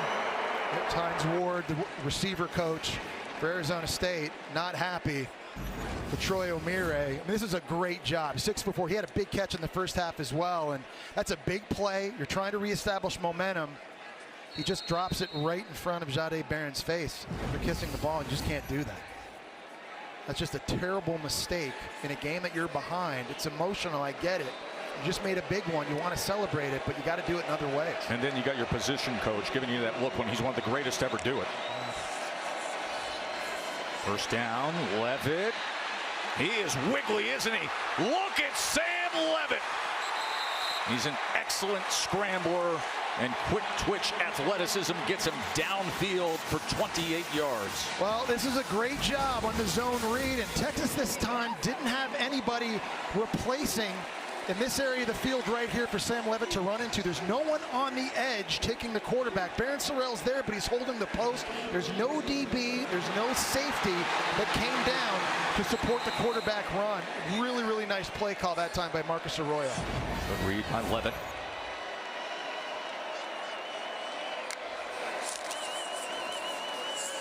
Now he is taken down immediately by Trey Moore.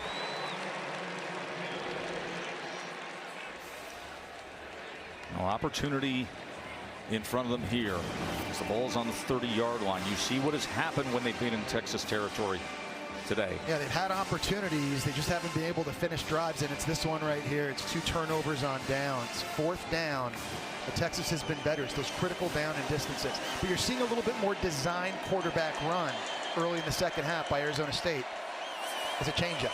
2nd and 10. Here's Scadaboo out into space. Blockers in front. Scadaboo with that balance to get the first down. And that's a really nice play call, Joe, because the swing pass is essentially an extension of the run game, right? It's basically like a sweep play. So again, you got to get your best player touches some way, somehow, and this is something they do a nice job of. Max Ihanichor out there at right tackle, getting a block down the field.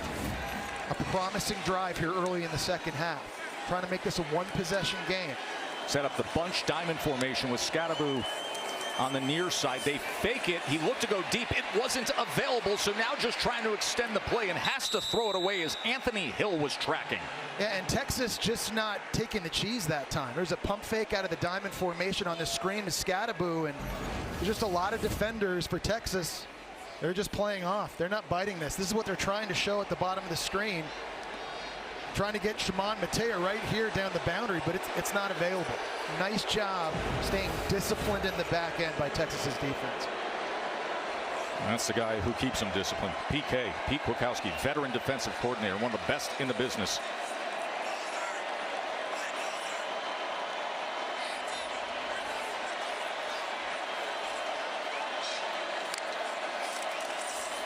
Second and 10, Scadaboo catches a seam, and it's going to be 1st and goal, Sun Devils.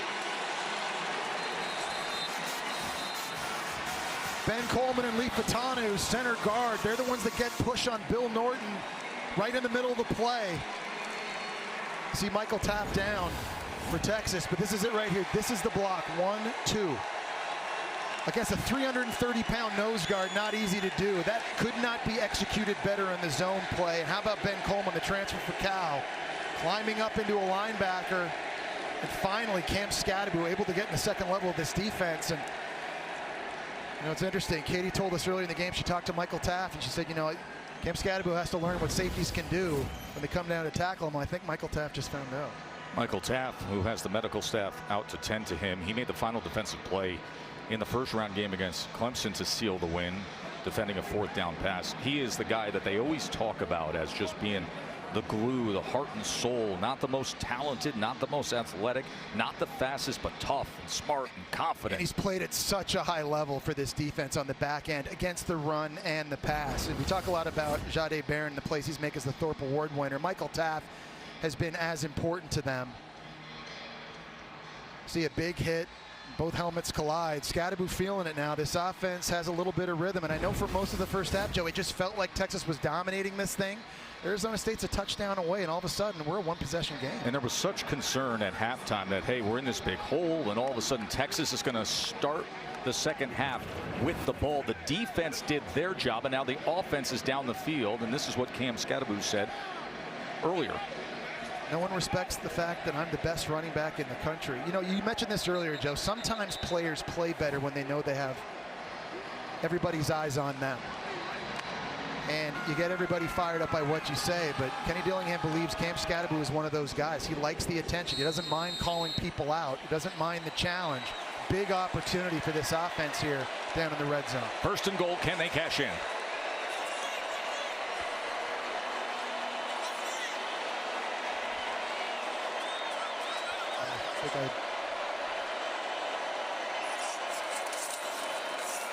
Here is Scadaboo. He is wrapped up immediately by that Texas front. Yeah, it was Vernon Broughton up front that time who just completely won. Right guard Kyle Scott completely whiffed on a block. Shimon Mateer now the starting tight end. He's limping coming off the field. We saw Texas with 2 huge goal line stands recent weeks, right? You saw one against Texas A&M. You saw one against Clemson in their last game. Here's a big opportunity for them in a critical situation area of the field. This D-line has got to show up.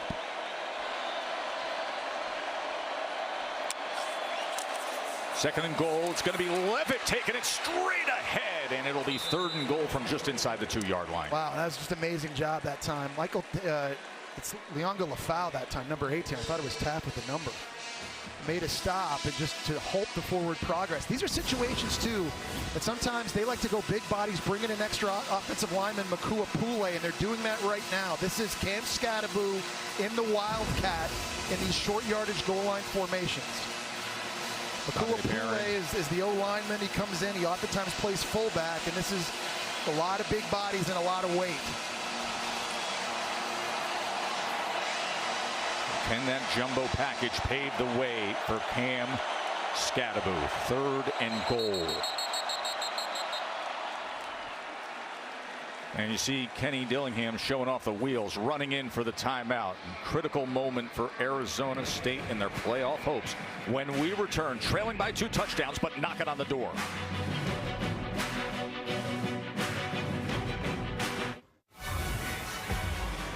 Look at this access we're giving you. You see Dan Lanning there, the head coach of Oregon, as the bus is arriving at the Rose Bowl, the college football playoff quarterfinal. The Rose Bowl presented by Prudential, set to come your way. Ohio State in Oregon, playing in the granddaddy of them all to see who advances. Right now, it's Arizona State trailing by 2 scores, a 3rd and goal for the Sun Devils.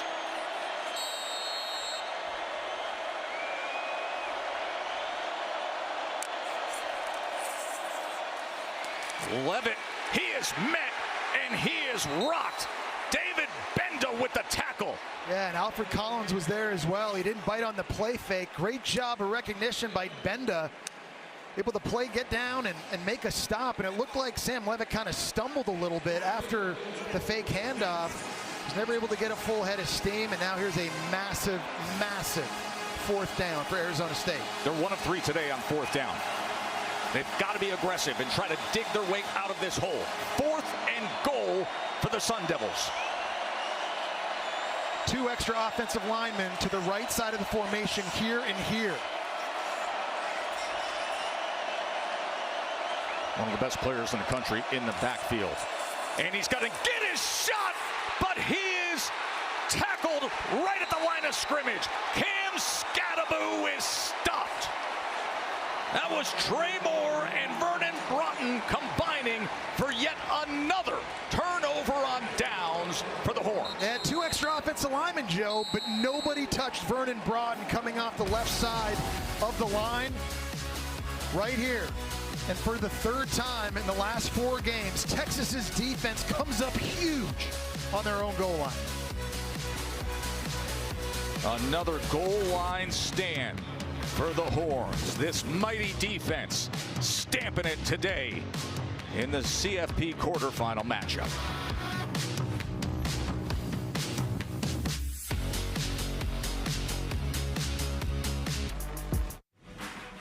The CFP quarterfinal at the Chick-fil-A Peach Bowl is brought to you by AT&T. Connecting changes everything. And Gatorade. It fuels the best because it is the best. This was the goal line stand moments ago. Texas Longhorns stopping Arizona State as they were looking to get back into this game. Another goal line stand. You got to be alert if you're Arizona State, because this is an area of the field Steve Sarkisian likes to take deep shots. Gets man coverage. Oh, the ball is loose, and it's going to be a safety. It popped right back into the hands of Quinn Ewers, and the Sun Devils were right on top of it. It was Shamari Simmons, Joe, who missed the first half because of a targeting penalty against Iowa State, who was first into the backfield, shot a gap, beat Matthew Golden to the ball, knocking it loose. And then Arizona State able to force the tackle. for the safety. What a play by Shamari Simmons. He's one of their best players, and he came up big as soon as he enters the game. God, puts his helmet right on the football. Great job being heads up by Quinn Ewers, but nowhere to go. I mean, that's a 5-point awareness by Quinn Ewers, that swing of catching the ball. And you had all those Sun Devil defenders who would have been there to just pounce on it. You know what? I know the first 2 plays were bad for Arizona State defensively. Outside of that point, they played pretty well. Outside of the one screen to Quintravion Wisner, this defense really has bowed up. Brian Ward's unit, he's the D coordinator for the Sun Devils. They have really been playing well from that point on, and no doubt getting number 7 Shamari Simmons, one of their team leaders, one of their best players overall, back, making a huge impact play early. Coach Ward, excellent defensive coordinator. He's got a tough mindset. His father was a long-time successful boxing trainer. Brian himself, by the way, turned pro, had 1 pro fight. How'd he do? Had a win. He won. He won a 4-rounder. Decision? And then he went into football. Yep. He threw a haymaker with that call in the last play. Did he? So the defense doing their job, but can the offense finally break through? Stovall on the return. Crazy last 2 plays here in succession. Vernon Broughton getting the first hit on Cam Scadaboo on 4th down by the goal line. They get the turnover on downs. Very next play,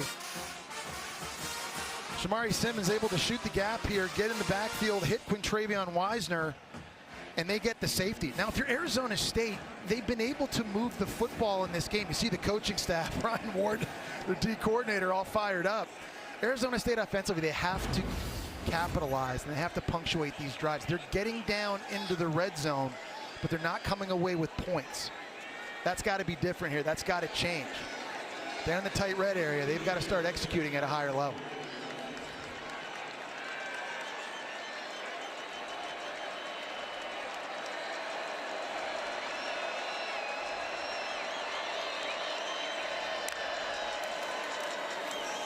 Scadaboo is pushing that pile ahead, as he often does, out past the 35-yard line. And what I like about what they're doing running the ball too, Joe, is they're not reinventing the wheel. This is just zone, man-on-man blocking up front and just being football, just being physical, and going back to the fundamentals of football. And this offensive line is starting to take this thing over a little bit. We've seen more success early in the second half running between the tackles than we saw in the first half.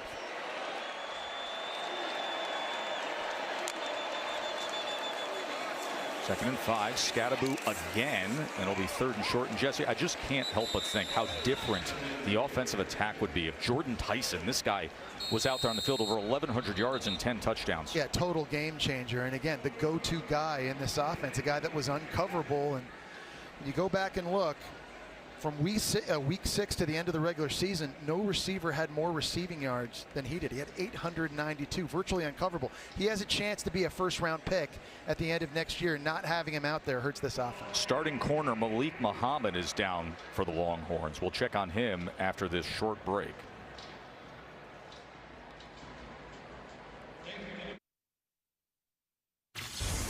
Reese Davis with you. Time now for our Pasadena preview, presented by Flight Risk, in theaters January 24th. Previewing the Rose Bowl game, Oregon, led by Dan Lanning. Champions of the Big Ten have to get used to saying that in a rematch game with Ohio State, what, Joe, was one of the best games, if not the best game, of the regular season. Undoubtedly, Reese, we all look forward to that on this New Year's Day. As right now, Arizona State trailing by 12 after the safety moments ago. Facing a 3rd down and 2. 6.5 minutes to go here in this 3rd quarter. Scadaboo able to get ahead and a fresh set of downs. Really nice job by the center, Lee Fautanu, that time, picking up David Benda at linebacker, who's trying to blitz. It's going to be here, picking that up. He's trying to run through this, and Fautanu's a guy very experienced. 51 consecutive starts. This guy's played over 4,000 snaps his collegiate career. He's been their most consistent guy up front, and again, running between the tackles now, starting to pay dividends for the Sun Devils.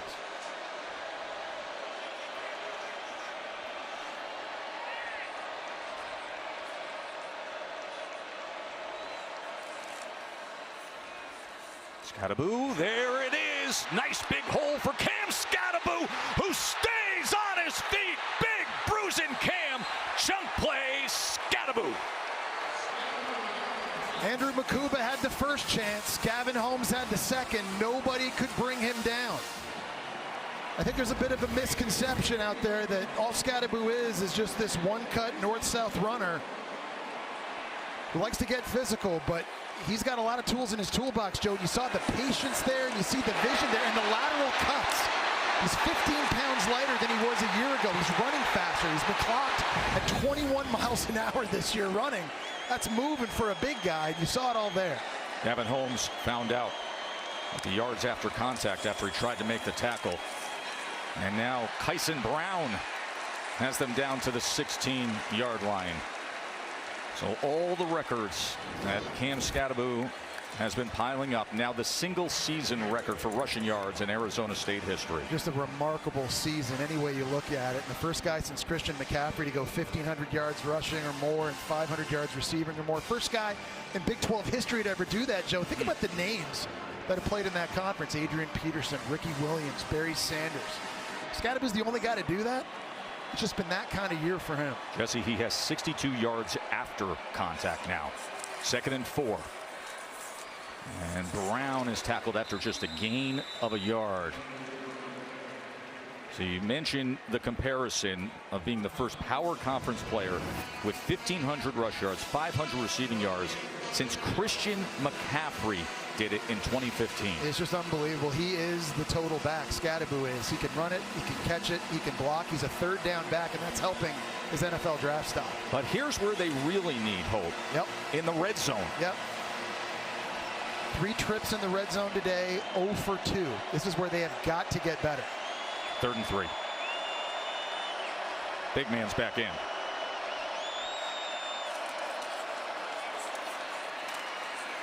Scattaboo trying to power ahead, and was it that extra leg drive?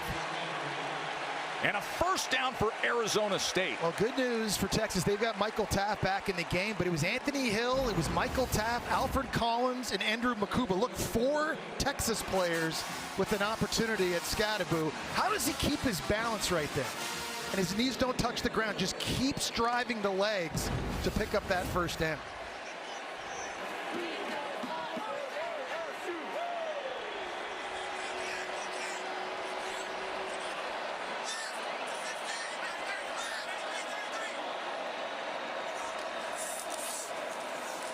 Scattaboo tackled for a loss. He had nowhere to go at all. Lole and Jahdae Barron combining to get him. Yeah, Lole, the former Arizona State Sun Devil himself, he makes a big play. We've seen Jahdae Barron get involved close to the line of scrimmage. And, you know, I think if you've got to throw the ball, the guy Arizona State maybe thinks about is Troy O'Meara. The big 6'4" target has made some plays down the field. And Texas a bit short-handed now in the secondary. We saw Malik Muhammad leave the game, go into the locker room, and now you've got O'Meara and his size out one-on-one with Gavin Holmes. Their third corner down here at the bottom of the screen. 2nd and 11 after the tackle for loss. They go with the screen. It's Stovall, and he is driven back as well. And all of a sudden, Arizona State's offense is going in the wrong direction just when they need to cash in. Yeah, and Texas is ready for it. And so here we go, 3rd down. This is where Pete Kwiatkowski, I think, has really been great in this game so far, calling plays. And it's been blitzes, it's been coverage, it's been spies, and using different numbers of spies, anticipating Sam Levitt running the football. What does he dial up here on this critical 3rd? 13. And get a first down at the 2-yard line. Man coverage from Texas. Here's your 3rd down. Levitt is pressured and ripped down by Colin Simmons, the emerging superstar. And they had the true freshman lined up against Maxi Honachor, who has struggled at times this year with speed on the edge. It's right down here. And you mentioned this earlier, Joe, a future star at Texas. Colin Simmons just has things you can't coach. A great first step, explosive ability off the edge. That now is 9th sack on the year, and when it's all said and done, He has a chance to be one of the all-time greats at Texas, and I think he has a chance to be a top 10, top 5 pick. 36-yard attempt from Kiefer is through. A nice way to respond after they had that blocked field goal before half. It's a 9-point game here in the college football playoff quarterfinal, the Chick-fil-A Peach Bowl.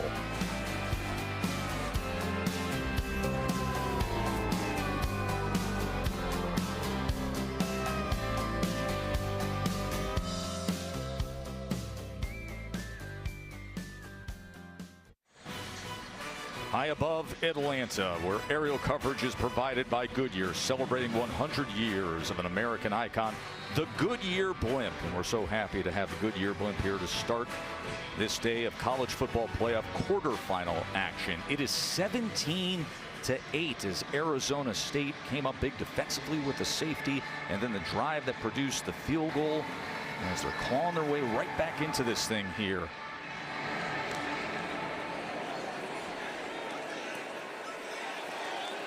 Katie, let's talk about this Texas offense. Yeah, Tess, Kyle Flood, Texas's offensive coordinator, he was talking to his O-line in between series. He said, we're not playing with enough pad level right now. He said the defense is doing a hell of a job. We have to be able to support them. He said we've got to play with better technique. The defense has been on the field for far too long. We have to extend drives, and that starts with us up front so we can start running the football. They only have 14 yards rushing so far today, guys. That's shocking. Yeah, it's a great point, Katie. Remember, low man wins. You see their last 3 games, what they've been able to do running. And when it's good, offense is up and down the field. When it's bad, it's tough to score points, like what we saw in the SEC championship game, what we're seeing here today. Here's Wisner trying to get around that right side. He's taken down after 2 yards. As for that offensive line, also Jake Majors, who's been so steady in the middle of that offensive line, left that Clemson game injured, but he's been practicing in recent weeks. Full go today. His 56th start today. That's the most in Texas history. That's pretty amazing. They need him, and they need the rest of these guys up front to pick it up, too. We talked about how they have a big, distinct size advantage, but Kyle Flood wants better pad level. They've got to start showing that here in the 4th quarter. Final seconds of the 3rd quarter as they get it to Blue. And he is knocked out of bounds after picking up the first down. And that is how we come to the end of the 3rd quarter. (17-8). Sparky found a little bit of a spark. Who will advance to the national semifinals as you're watching the college football playoff quarterfinal at the Chick-fil-A Peach Bowl?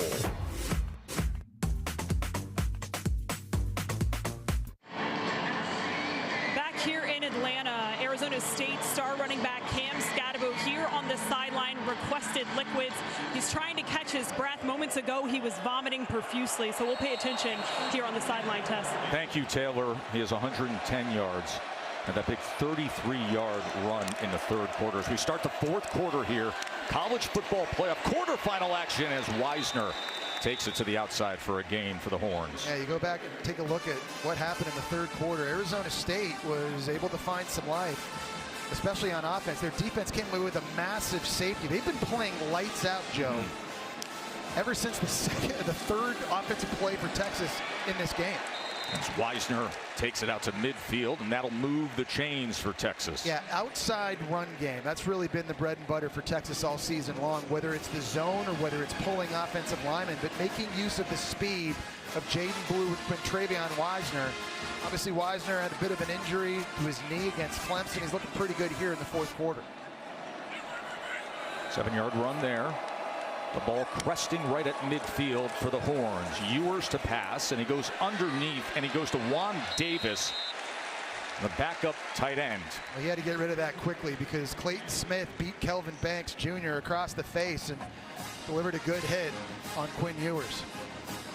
Take a look at what they've done. I mean, they've been basically anemic, Joe, ever since early in the 1st quarter.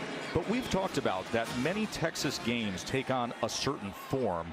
And if they come down and score on this drive, that's exactly the form.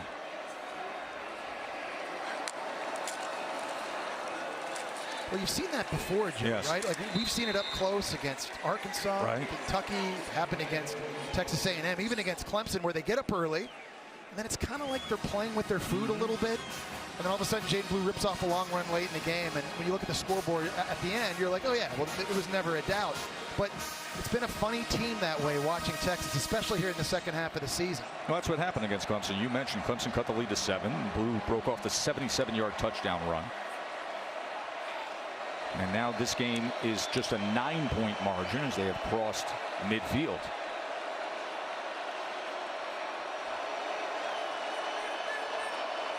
Third down and 2 as they shift and bring Gunnar Helm closer to the line. And it's going to be a timeout used as that play clock was counting down.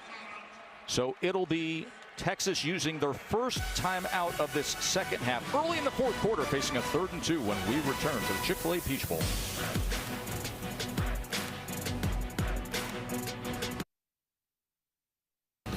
We are getting set for the Rose Bowl game presented by Prudential. And there is Dylan Gabriel, Jesse, 3,500 passing yards, 28 touchdowns on the season. And he had a big one the first time these two teams played each other. Evan Stewart, Tez Johnson made play after play deep down the field.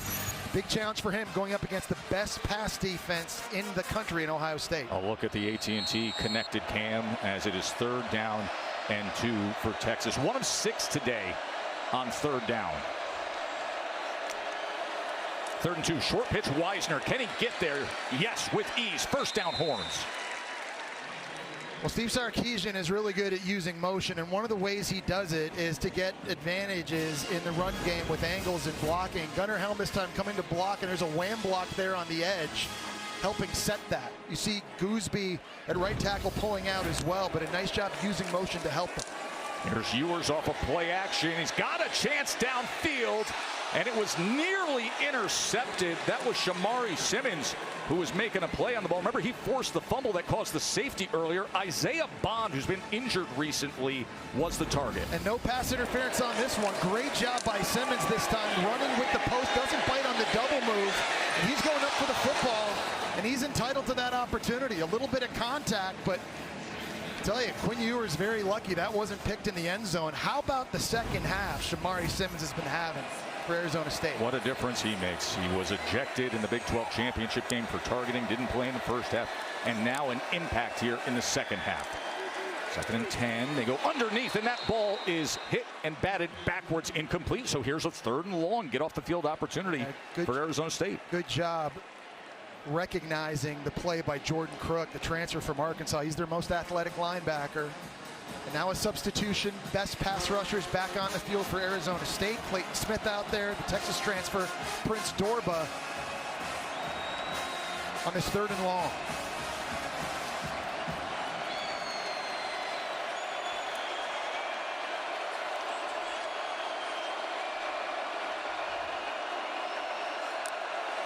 A-gap pressure, they pick it up. 3rd and 10 for Texas, and Golden, Matthew Golden, is he ever?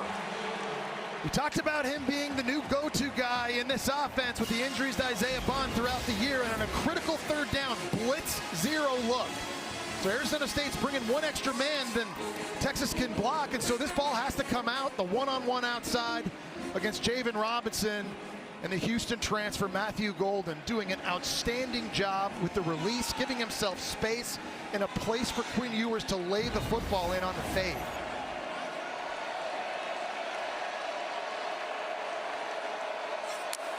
First and goal.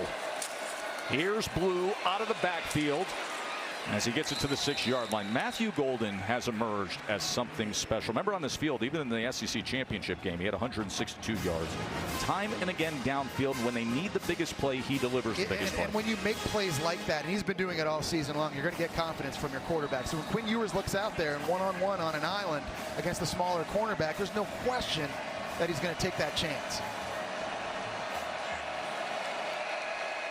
They shift double tight ends as well as Wingo to the left side on 2nd and goal. Sprint right for Ewers. To the end zone he goes. Incomplete.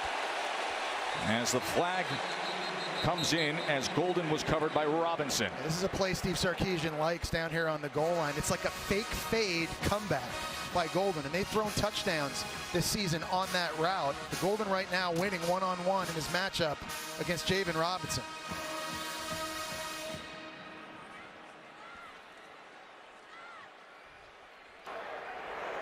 There are fouls by both teams on the play.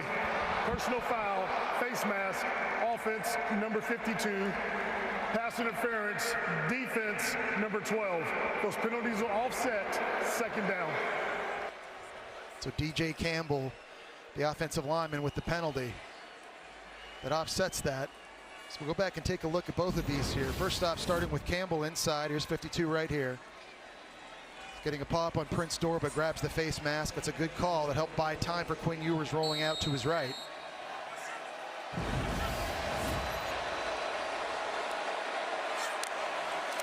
So 2nd and goal, Blue. He is tripped up after a gain of a yard. It'll be 3rd and goal from the 5-yard line. You know who we haven't seen in this game is Arch Manning for That's Texas. right. Usually it's in situations down here in the red zone, short yardage goal line that they like to take advantage of their backup quarterback's athleticism and legs, but he hasn't had his number called in this one so far. Here's Arch, came into the college football playoff game against Clemson in the final minute with a 4th and 1 and fumbled on the exchange. But you know what the future has in store for the Texas Longhorns. And that prized prospect, who's already proving himself this year, starting in Ewers' place for 2 games when Ewers was injured back in September. 3rd and goal. Ewers. He's pressured, looking to extend the play, directing traffic. Now he's going to run it himself, and Quinn Ewers goes in for the rushing touchdown.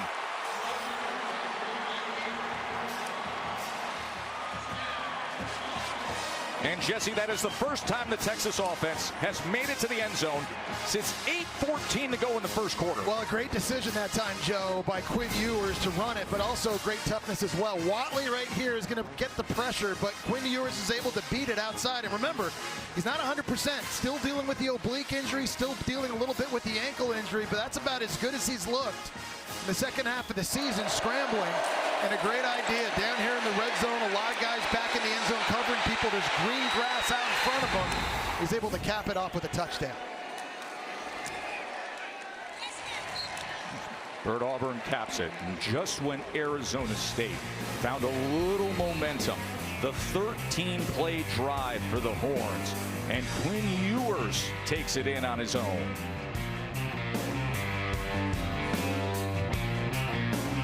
Chick-fil-A Peach Bowl College Football Playoff quarterfinal that Texas leads 24-8. And Jesse, we just had the conversation of how many times Texas games take on a certain form. Yeah, just kind of ho-hum after coming up with a fast start early and just kind of messing around, allowing the other team to stick around. And then it seems like late, either an explosive play or they put a big drive together, put a touchdown on the board and regain control. We've seen it time and time again, especially in the second half of the season.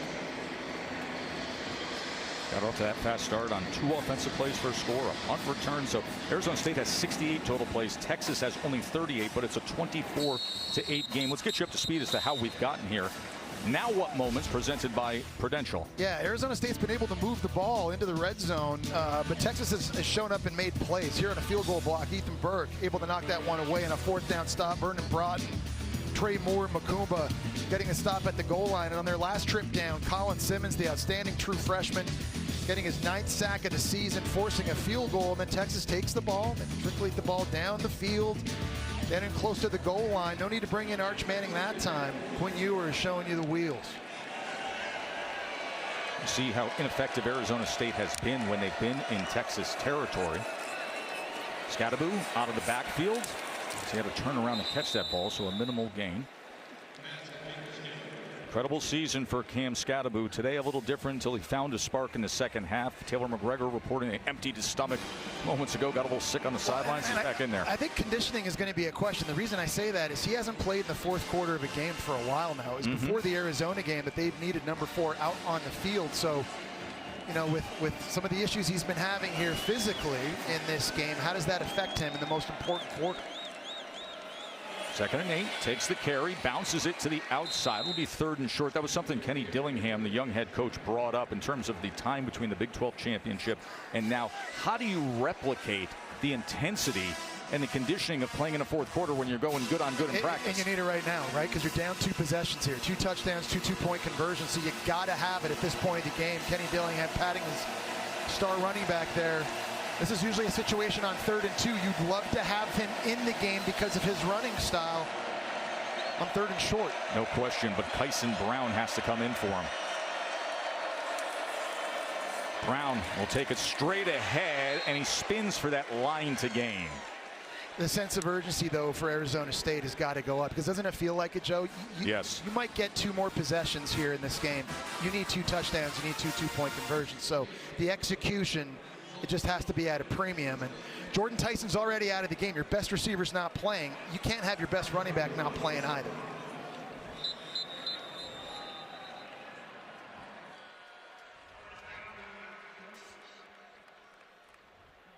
They're going to take a look at the spot of that previous play by Brown. You mentioned what it takes to get through a game like this for Cam Skattebo, not just the endurance, the conditioning, but what you have to withstand. Yeah, I mean, listen, he dropped the gauntlet in the week saying nobody can stop me. Texas heard that. They've been trying to answer the bell. They've been laying it on thick over and over and over. D linemen, linebackers, running back. Cam Skattebo's not used to facing defenses this big, this athletic, or this physical, but I give Skattebo a ton of credit because I know he was frustrated early in the game, got off to a bit of a slow start, but all of a sudden here he is, 115 yards, averaging nearly 5 yards a carry against one of the best defenses in the entire country. He's answered the bell. This is what they're reviewing to see where Brown was in comparison to the chains as Benda and Lole made the tackle on Kyson Brown. So when that right elbow hits, where's the football in relation to the first down marker, I think is something they're going to be looking at.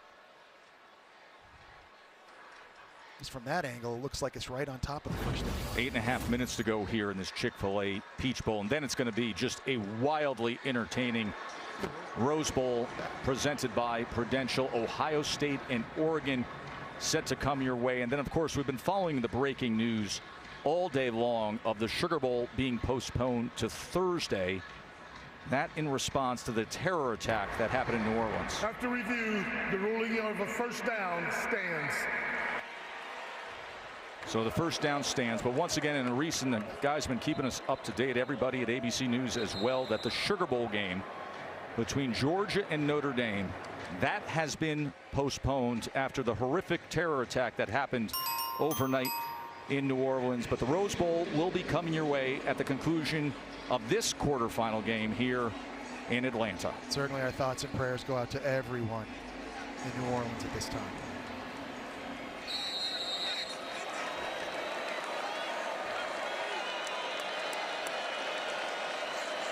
So it is a first down for Arizona State.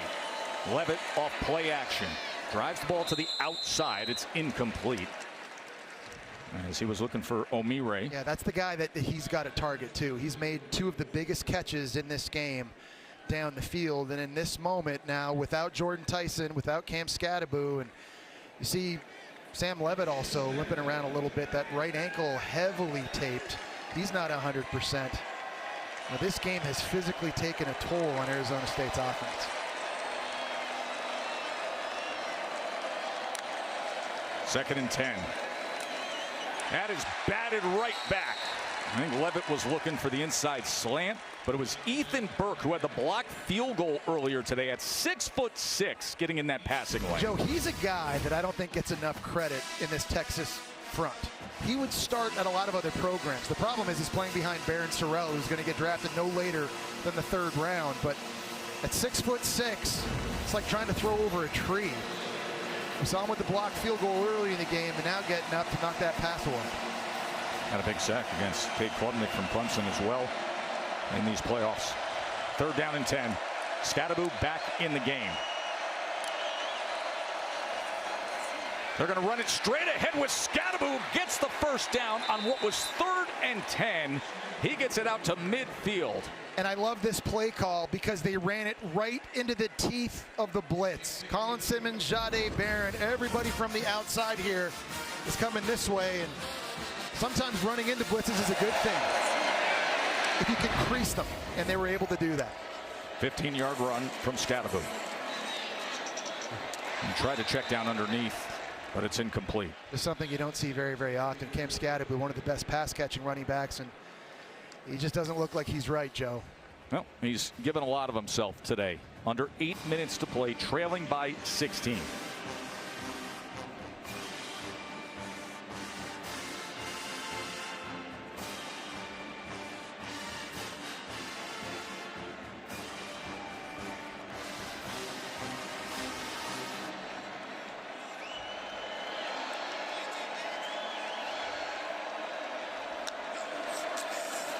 Second down.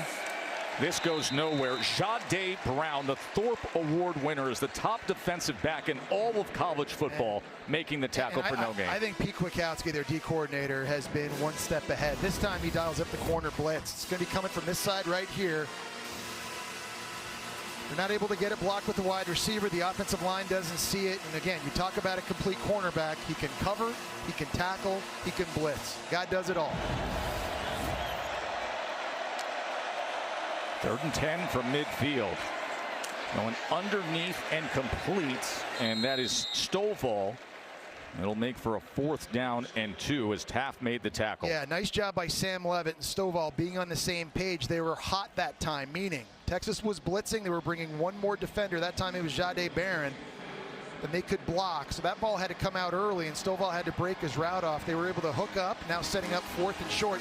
This has been a problem down for Arizona State all game long. Good news, though, they got number 4 back in the game. 1 of 4 on 4th down today. 4th down and 2. Trailing by 2 possessions. Scadaboo's going to try to throw it downfield, and it is caught. And into the end zone goes Malik McClain. Cam Scadaboo.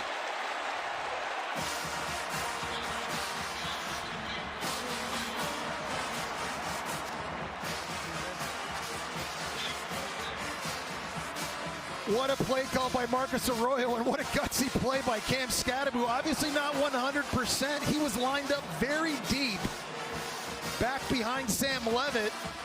They pitched it out to him. I think everybody on defense thought that was going to be a run. Michael Tapp at safety came flying downhill, but Malik McClain one outside, one-on-one on the post to get the touchdown.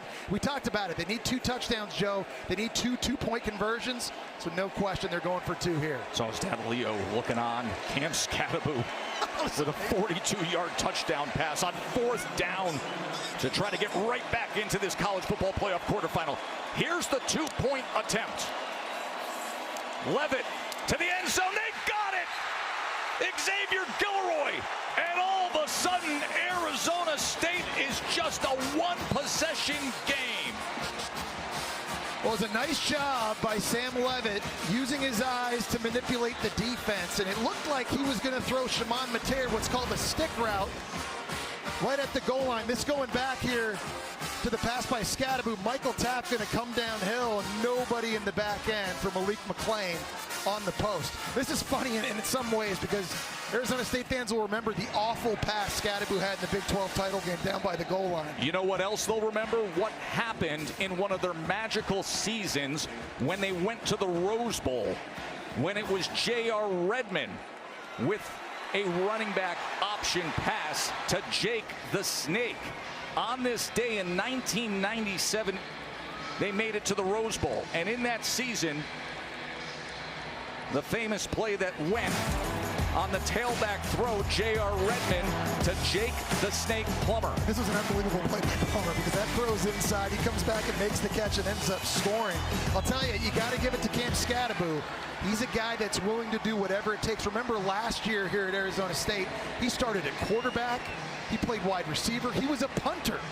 Whatever it takes to get it done. And here, not 100% in the 4th quarter. He's making stuff happen. Hans team is in for Texas. 6.5 minutes to play. Arizona State is right back into this game. On the trick play, Cam Scadaboo, the 42-yard touchdown pass. Delay a game, kicking team, 5-yard penalty, will have a kick. You don't see that often. Delay a game, so they'll back them up. Yeah, and the problem with that is that onside kicks, you want the element of surprise. Sure, exactly. Now, because of the penalty, you've given Steve Sarkisian and the coaching staff at Texas an opportunity with their hands team to get lined up here to defend this. Charlie Ragel's the special teams coordinator. He was Kenny Dillingham's high school coach, the 34-year-old head coach. He's responsible for bringing Cam Scadaboo to this program. And Bolden will field it safely and get out of bounds. So here we are, just under 6.5 minutes to play. Arizona State, 2 timeouts, a defense that has played better in the second half. Yeah. And it's just a 1-possession game. Yeah, and all of a sudden the pressure back on Quinn Ewers in this Texas offense to have to keep the drive going, stay on the field after that touchdown and two-point conversion by Arizona State. So no time to breathe and relax if you're Texas offensively. This offensive line, they have got to take this thing over running the football.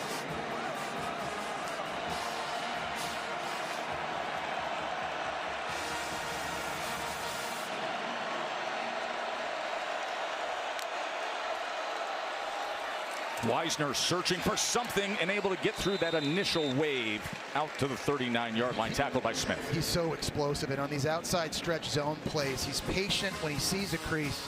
Number 26 for Texas puts his foot in the ground. He gets upfield.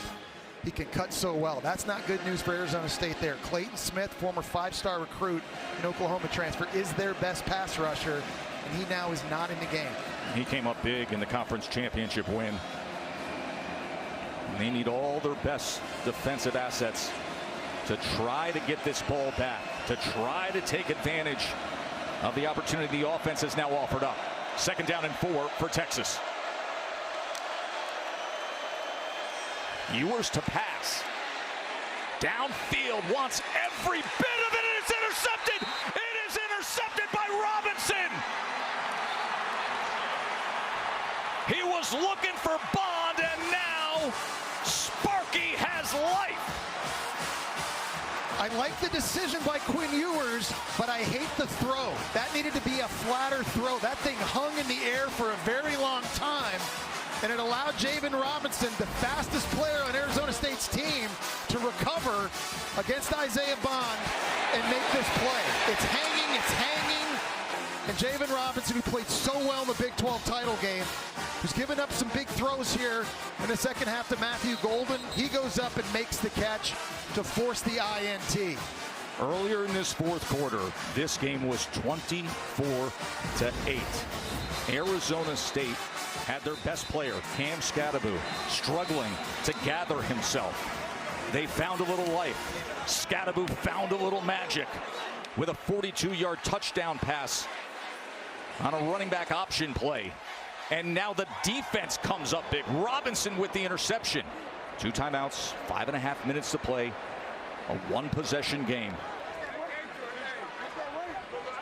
You got to wonder if they're going to go back and just take a look if there was targeting at the end of that play. The hit on Isaiah Bond after the play was picked. Watch this right here. So that's Keith Abney, number 1. Going in, where did he make contact? It's got to be to the head or neck area. Obviously, Isaiah Bond is defenseless, but I don't see it there. It looked like he hit him in the body. Let's bring in our rules expert, Matt Austin. Matt, please clear things up here. Yeah, Joe, I agree with Jesse. It did look like he went to the head neck area, but I do think the contact was, most of it was in the chest area, so I really don't think this will be considered targeting. That at the end of the first turnover of the game for either team. Review, the interception has been confirmed, and there's no foul for targeting on number 1. All right, so we've got the stage set. The ball's at the 21-yard line. The young, gutsy, confident quarterback, Sam Levitt, will take the Sun Devils out there with Cam Skattebo. Joe, what did Sam Levitt say this week during media days? He was excited to prove why I'm the better quarterback in this game.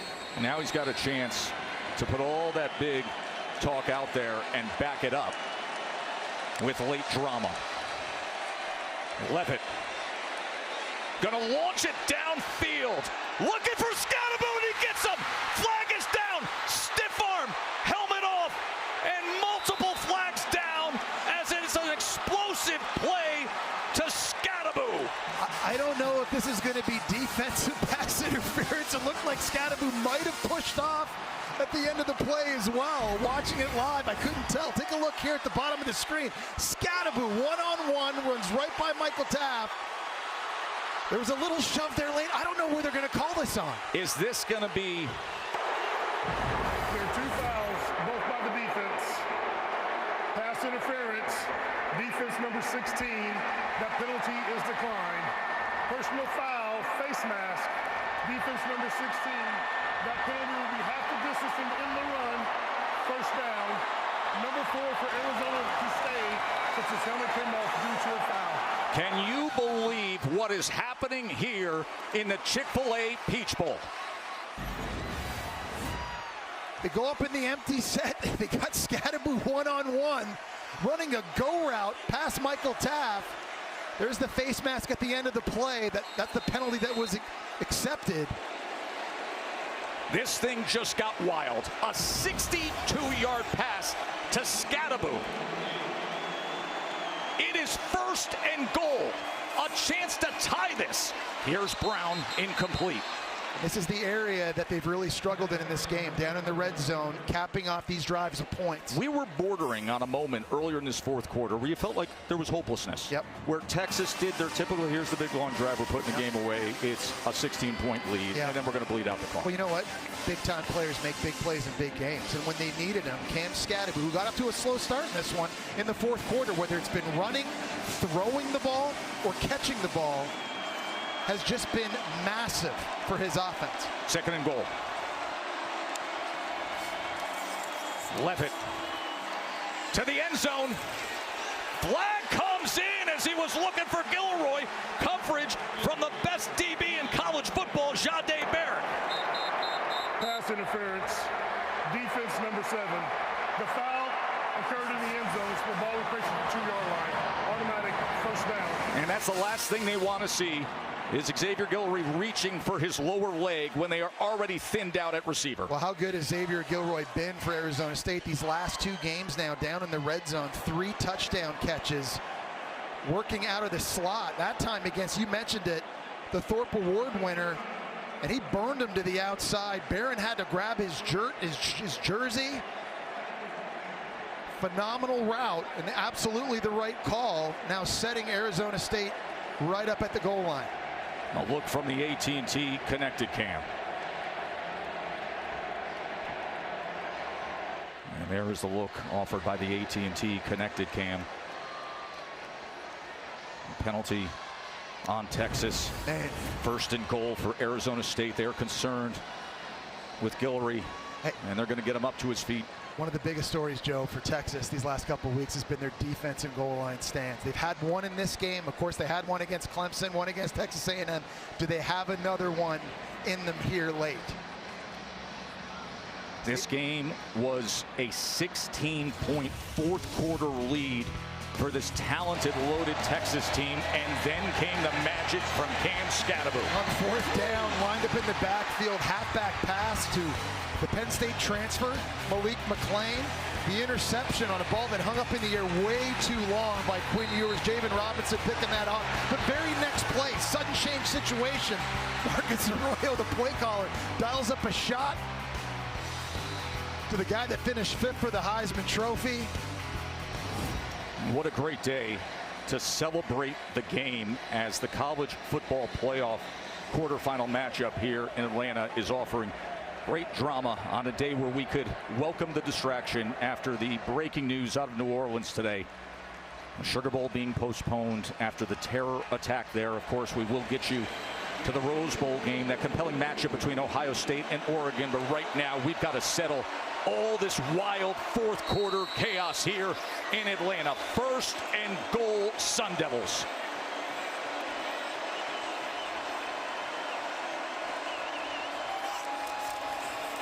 Scadaboo straight ahead, driving those legs, and in, he gets in, he is in, touchdown, Forks up.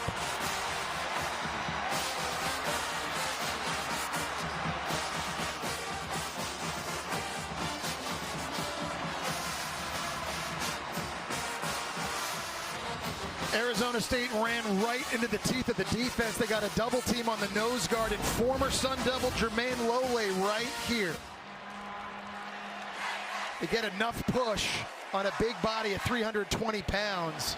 They've been having success, again, running between the tackles here in the 2nd half, Joe. This is it. Big Here we go. 2-point play. Here they go. Can they cap the comeback? 2-point attempt to tie Texas. Levitt being chased. Gotta get rid of it. 2-pointer to tie it. Dancing around. What does Sam have? Incomplete and flags everywhere. As Trey Moore comes away with the ball. I think they're going to get another shot at it for defensive holding in the end zone, Joe. That scramble took a long time. Malik Muhammad. To the pass, holding, defense number 5. After this is the goal, we'll have a try. Well, it started when Sam Levitt started rolling to his right on the scramble, and then Malik Muhammad's out there. He's trying to cover. I think it was Malik McClain, one-on-one, and he grabbed his jersey. And that was the first flag I saw thrown down. I think Sam Levitt ran about 179 yards east and west just to get a chance to get this thing off. Great block by Scadaboo just to give Sam Levitt an opportunity. Trey Moore couldn't get him. The foul's up here. That's where the flag gets thrown. And Arizona State and their offensive coordinator, Marcus Arroyo, now with another opportunity. Here's the holding call, Jesse. Yeah, that's it right there at the top. All right, Jesse. Now they get a second chance. What do you see? You know the guy who's not tired after all that? Cam Scadaboo. Can the big man deliver? Will he get the chance?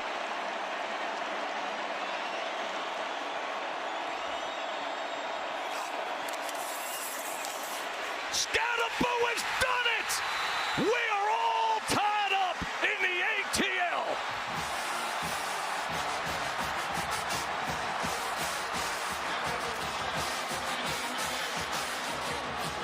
Look at this scene. The pageantry, the drama, the playoffs, and a hungry, feisty underdog team from the Valley of the Sun that really believes with their big man they've been riding all year long. A 16-point deficit has vanished. As you're watching the college football playoff quarterfinal and a thrilling Chick-fil-A Peach Bowl. How much do you love ball?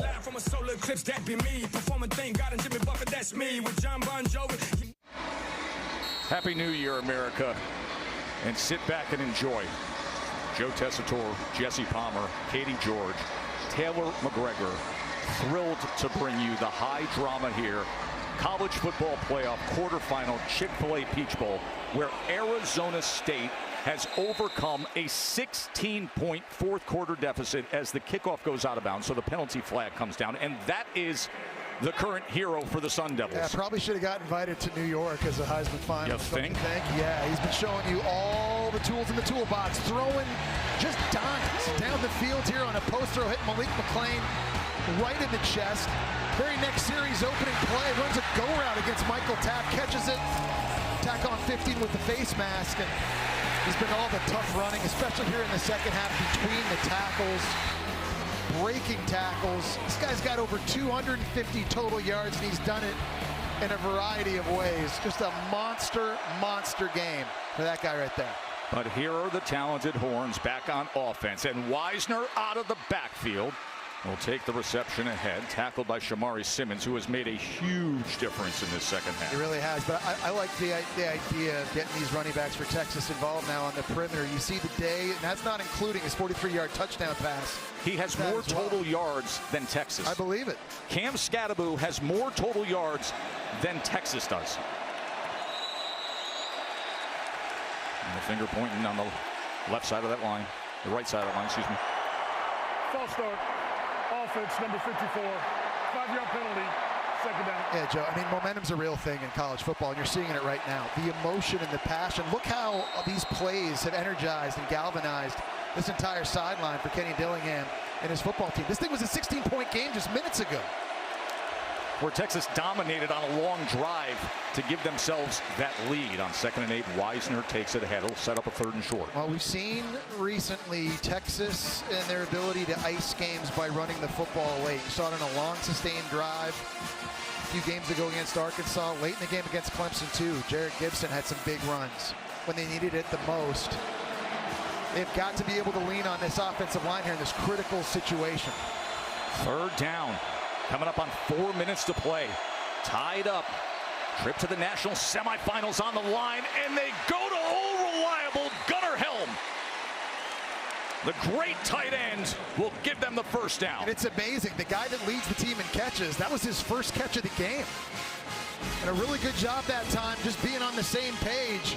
Zone coverage, finds the soft spot right in front of the defender, is able to turn it upfield, make a guy miss, and all of a sudden, they're on the 42-yard line. Remember, Texas has the veteran kicker in Bert Auburn, who's been in clutch spots before. There's a tackle for loss this time. As coming in was C.J. Fight, and what fight Arizona State has been showing in this fourth quarter. So good for them all year. The true sophomore being physical right up front, lined up right over top of Jake Majors right here. He's the one that's going to make the play. I mean, they know Texas is going to be running the football, so this is the time for what we're saying is an undersized deep defensive line to really step up. And man, they are playing with their hair on fire right now. Jesse, that undersized defensive line has 7 tackles for loss. 7 against this monstrous NFL prospect-led offensive line of Texas. 2nd and 12. Ewers to the outside, gets it complete, and turning the corner is Golden. He is dynamic. And that's great anticipation that time by Quinn Ewers. He throws this ball before Matthew Golden turned around and got out of his break. So when he comes in motion down here, he's going to run this curl route. This ball is on his outside shoulder right when he turns around. You can't walk down the field and place this football and hand it to Matthew Golden any better than on that throw by Quinn Ewers. 14-yard reception coming up for the 2-minute timeout. Tie ball game in a shocking fourth quarter turn of events. And that is where we will arrive. The 2-minute timeout. We have a college football playoff quarterfinal to decide. Cam Skattebo has taken it upon himself to bring us to this point. All tied up in Atlanta with Texas marching now.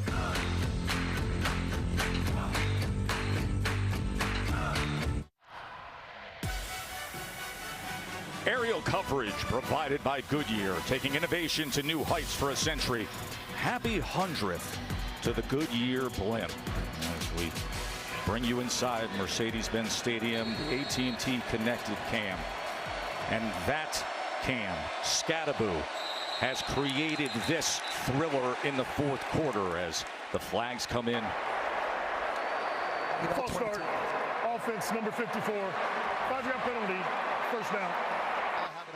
I need to get it up. So that's on Hudson to back them up. 2 minutes to play, tie game. It was 24-8, and all of a sudden, Cam Skattebo became the hero for Sparky. He had the touchdown pass on a running back option play. He had the touchdown run. He had the 2-point conversion. And now Texas is trying to put themselves in position to win this and advance and keep their national championship hopes alive. Incomplete, looking for his favorite target, Golden. Coverage came from Keith Abney. And because of the incompletion now, only 5 seconds came off the clock. That is a huge play out on the perimeter, and I wonder right now if you're Kenny Dillingham, if you're thinking about using your timeouts if Texas starts running the football, what you don't want them to do is bleed the clock and for a walk-off field goal game-winning opportunity here. You want a chance to have a possession left before time runs out here in regulation to win this game. Second down. Quick pass is incomplete, looking for the slant to Golden. It was nowhere near him. I'm surprised that Texas is throwing in this situation. Back-to-back passes now. 9 seconds have come off the clock. If they don't get this first, if they miss a field goal, Arizona State's going to have a lot of time with 2 timeouts in their back pocket to go win this thing. Right now they're at the 35-yard line. That is within the range of Bert Auburn. If you look at his career long and you look at his career in general, he's the all-time leader in field goals made in Texas history. And he hit a clutch field goal here in the SEC championship game to send the game to overtime. 3rd down and 15. Ewers steps up in the pocket. He is pressured. He's going to run it here, and he is met immediately by Elliott. You got to burn a timeout now if you're Kenny Dillingham. And absolutely. Yeah, big time hit that time by Elliott. A good job by Quinn Ewers getting what he can get, setting up the ball in the middle of the field, trying to help out his kicker, Bert Auburn. Good clean tackle by Elliott there on the shoulder of Quinn Ewers, and now a big pressure moment for a guy in Bert Auburn who's hit more field goals than anybody in Texas history, with 65 in his career. Lance St. Louis will be the snapper. Michael Kern, who's the punter, is the holder. But Auburn has been in many big spots in his career.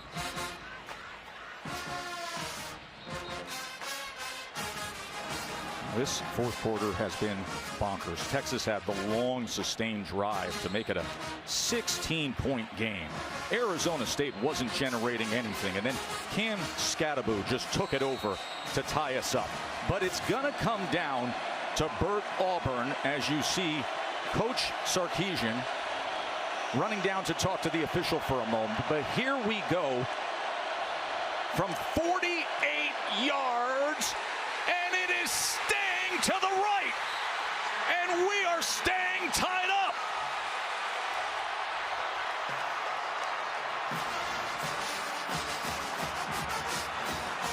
Auburn misses the 48-yard attempt as Coach Sark saw his team come into position with a short 9-play drive, but come up empty. Think about the sequence these last couple of plays. False start penalty backs him up 5 yards. Great play by Keith Abney, one-on-one down the boundary, forces an incompletion. Another incompletion on the RPO, no time off the clock. Good use of a timeout by Kenny Dillingham. And now you have the ball with 1:39 to go, one timeout, and an opportunity to go win this game and get into the semifinals. And understand, folks, what we're dealing with on the other side with Arizona State. A team that was dealing with NCAA sanctions and turmoil and back-to-back 3-9 seasons. And here they are with a chance. Sam Leavitt. He's going to run. Leavitt extending himself, and it's a first down. Game clock's going to stop here momentarily while they move the chains. I like Arizona State going empty here, Joe, spreading the defense out, cleaning up the picture a little bit for Sam Leavitt these last couple drives. Remember, they are very limited in the kicking game.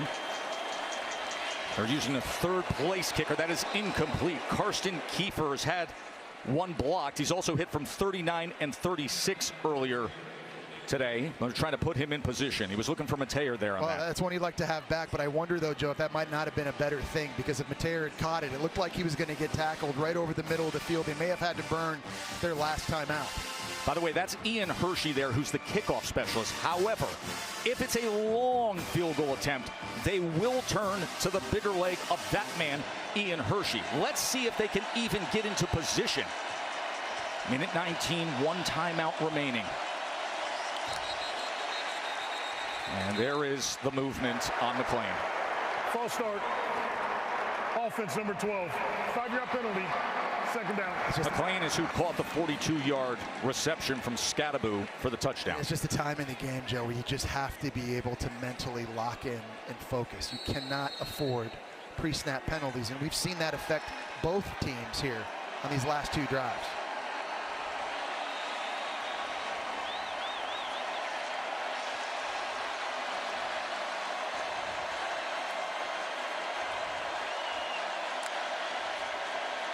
Leavitt, pressure off the edge. Leavitt gets rid of it, and it's incomplete to the outside. He was looking for McLean. It'll be 3rd and 15. Minute 15 to play. Okay, you've got to give Sam Leavitt an opportunity, so you've got to know where number 11, Colin Simmons, is for Texas. He's the best pass rusher they've got. 3rd in California. It's obvious what's about to happen. Pete Kwiatkowski's been moving number 11 around a little bit. We've seen him on the defensive line to the right. We've seen him to the left. He's been spying, playing in the box.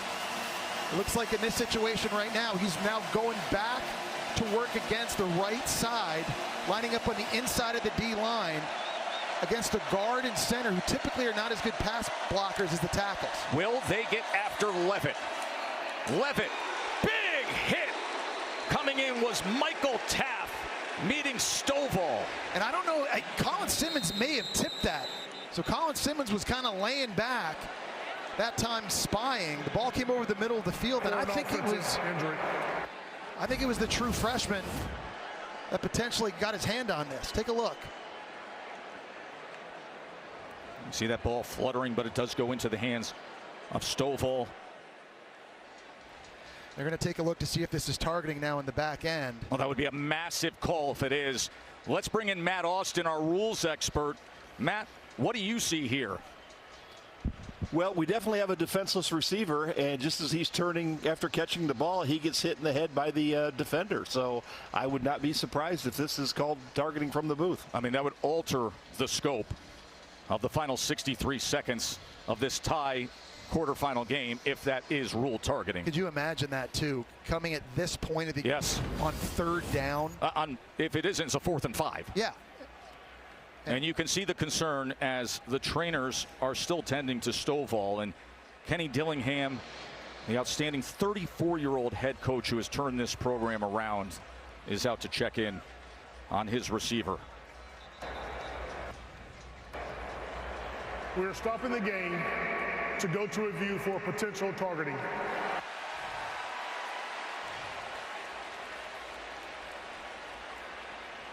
It is hard to properly express and sum up this comeback from Arizona State that almost parallels the comeback they have had in the program, and how unexpected it was for where we were in this fourth quarter, Jesse. Yeah, Texas scored really early in this game. They were up 14 points fast, and then all of a sudden they kind of hit a lull until a big drive by Texas, capped off by Quinn Ewers on a touchdown run, and then all of a sudden it became the Cam Scattaboo show. 4th down, halfback pass hitting Malik McClain for the post throw. They end up getting the 2-point conversion on that play as well.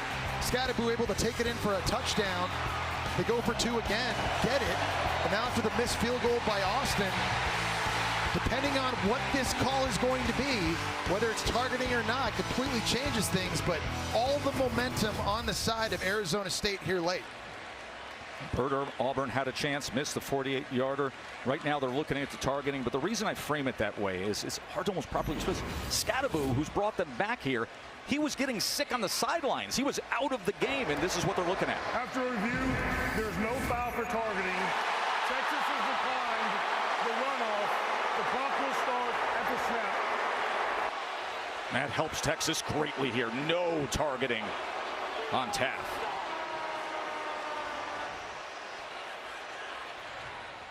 And I think now that it's 4th and 5, you're Kenny Dillingham, you have to punt this football away. You can't be aggressive here at midfield, risking not getting it, giving the ball back in your own end of the field. True freshman Canyon Floyd onto punt. He had a fake punt in this game earlier with a 32-yard completion. Silas Bolden, who's going to pin his heels on the 9-yard line, had a 75-yard punt return touchdown, but this will be a pin by Canyon Floyd to try to pin Texas in the final minute. Kenny Dillingham not leaving the field. He's still talking about this with the referees, trying to get an explanation on how that was not targeted. You saw him roll his eyes as he walked back to his sideline. 2 timeouts remain for Texas. Can Quinn Ewers, sitting there waiting his chance, get them back in position for another attempt? And that is a fair catch at the 20, so not a good punt from Canyon Floyd. A reminder that's still to come is the Rose Bowl presented by Prudential, and what a thriller it should be between Ohio State and Oregon. This is going to be a lot of fun and a big matchup here for all those weapons that Oregon has offensively at receiver, at running back. Dylan Gabriel at quarterback going up against one of, if not the best defense in all of college football, and Ohio State. Their first meeting this year, that may have been the best game of the entire season. Now we get set for round 2 in the quarterfinal. That is coming up, and then of course I'm sure you've been following the breaking news all day, the horrific tragedy, the terror attack in New Orleans, the news we all woke up to, and that has postponed the Sugar Bowl between Georgia and Notre Dame to tomorrow.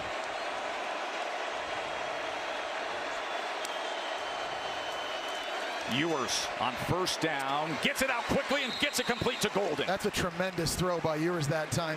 Firm with an arc. He rolled that pass over top of Shamari Simmons, getting it to Golden on the sideline, and in the process, stopping the game clock. Now, they've got 2 timeouts, so you can attack the middle of the field. You can take shots down the middle of the field. You can run the football here.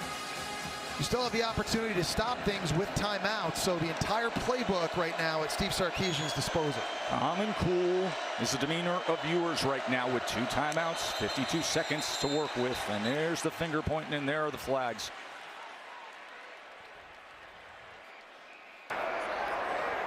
False start. Offense number 76. 5-yard penalty. First down. We've seen 3 of those penalties now in the last 3 drives. Twice against Texas, one against Arizona State.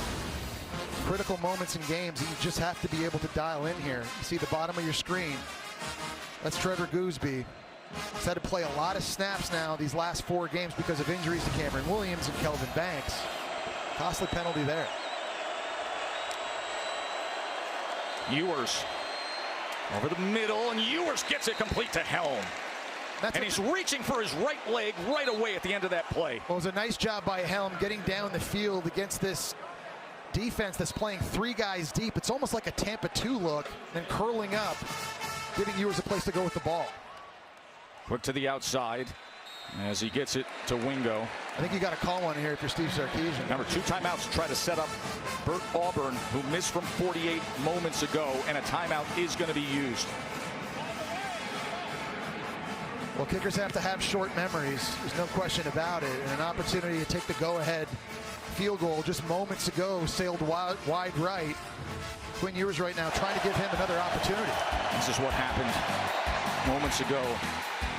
Got under it just a little bit with that over rotation and missed it. The 48-yarder stayed to the right. He has great experience, the all-time leader in field goals made. Had some choppy moments in the SEC championship game, but also had the clutch kick that sent the game to overtime. Was 4 of 6 the last time he was here in this dome. But will he get a chance? Well, I think you'd want to get him down inside the 35-yard line. And if you're Texas right now, it's about 16 more yards, 16 or 17 more yards you need to give him that spot. 1 timeout remains, 37 seconds, 2nd and 4. 4-man rush against Ewers, and they get it complete, and they are in position. Ryan Wingo, the true freshman, comes up big. Well, he's running a slant route in breaking. He's able to cross the face that time of Javen Robinson, and he's a big target, 6'2", 210 pounds, and a dart by Ewers. Remember, 1 timeout remains, so they can run the ball. Tackle for loss, Wisner. As Auburn looking on those precious final moments of preparation. And if you want to center him here, Joe, you got to run this thing to the left, put this thing in the middle of the field, but it depends on where Bert Austin likes it from, and they're throwing it. And it's going to work out just fine as Wisner takes it ahead, and now 6 ticks of the clock to advance.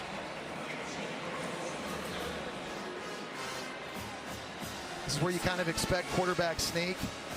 Just move to the left, get this thing centered, call your timeout, and jog Austin out onto the field. What a job in this drive late, by the way. Quinn Ewers engineering some beautiful throws.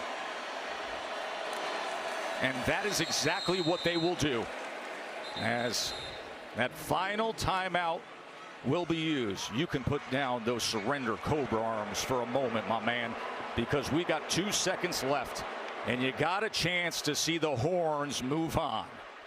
Look at Steve Sarkisian coming out, giving his kicker an embrace, telling him, hey, man, forget about what just happened. You've been here before. You played in big games. You've kicked more field goals than anybody in Texas history. You live for this. You got this. I believe in you. We all believe in you. Go do it. And what's most critical, you see those mirrored smiles, the positivity, the joy. He's been doing this for a long time. Some great coaching by Sark and a great response by Bert Auburn. But right now, he's got to deliver.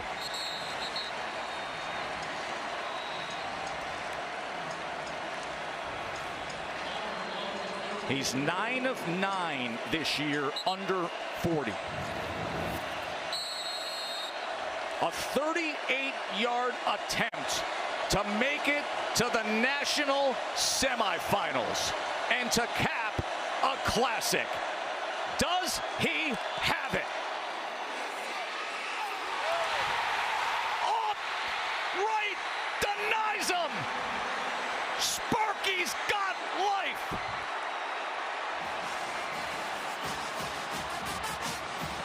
Off the left upright, and we are going to overtime in the college football playoff.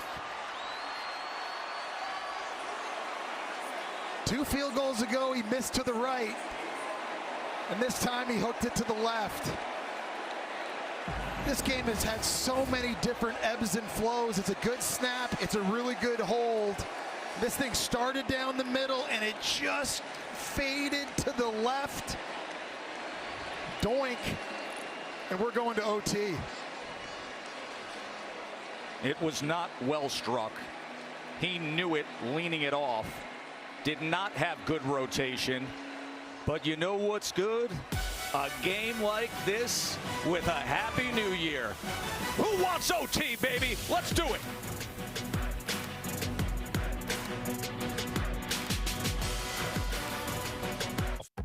Welcome to Overtime, presented by Cheez-It. It's crunch time. It's crunch time.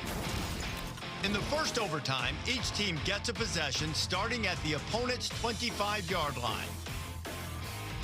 If it goes to a second overtime, teams again start at the 25-yard line, but must attempt a two-point conversion after a touchdown with no extra points allowed. From the third overtime on, teams alternate two-point conversion attempts from the 3-yard line until the game is decided.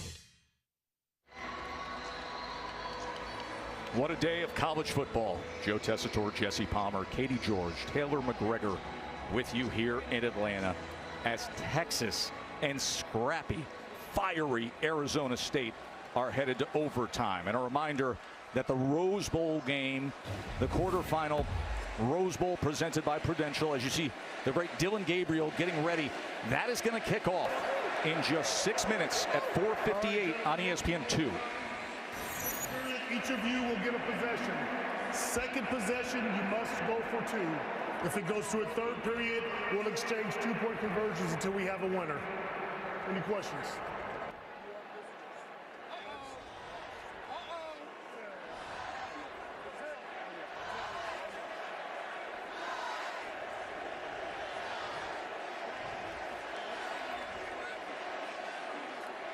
Quinn Ewers has gone 2 for 2 in this game, calling tails and winning the coin toss.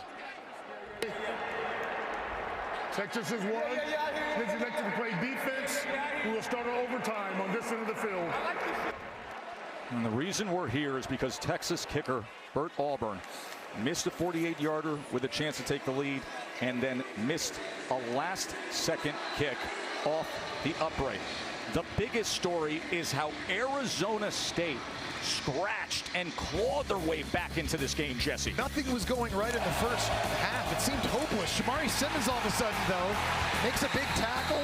Defense gets a safety, and then Cam Scadaboo just starts going off. And he's not just doing it running the ball, he's doing it throwing. This one on 4th down to Malik McClain for a touchdown.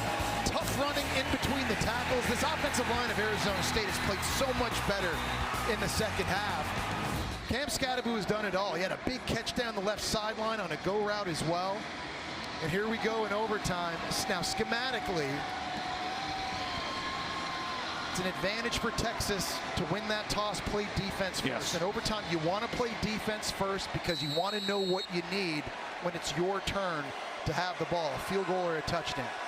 Possession starts at the 25-yard line as Arizona State will begin this first overtime from there. They do so with Scadaboo, who somehow gets free and was still on his feet. Forward progress going to take him just inside the 20-yard line. You know what, Joe? Normally the best red zone offenses are the ones that run the football the best. It's hard to throw down here. The windows are small. They constrict really quickly. So the teams that can dominate up front and can tote the rock are the ones that usually do the best. Cam Scadaboo, by the way, after one play, already out of the game. Just jogged off, and now it's Kyson Brown. Remember, he was physically sick, vomiting on the sidelines earlier in the fourth quarter, then rallied the team, brought us to this point, and now Kyson Brown in the game as Levitt takes a shot to the end zone, and that ball is incomplete. Wow. As he was looking for McClain, who was fighting with Malik Muhammad for the football. Yeah, McClain was the one who had the touchdown catch from Scadaboo earlier, and this one thrown a little bit behind. Malik Muhammad in coverage. It looked like it was a 50-50 in between them here as they go to the ground. And I was watching it live. I thought Muhammad actually came up with it with the interception. Watch the ball hit the turf here in between the bodies at the end of this play. Yeah. Right there. Now sets up third down, a big moment. Cam Scadaboo back in the game. First overtime, first possession, 3rd and 4. Levitt tries to get it to him, and he's trying to stretch out for the first down.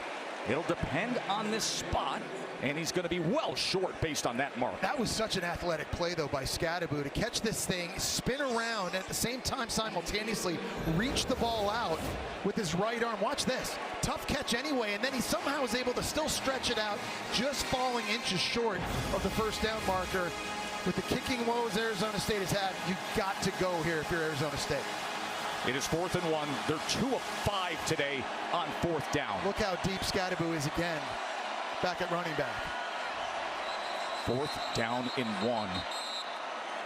And a timeout is going to be used by Arizona State. Arizona State, it's their only timeout of the overtime period.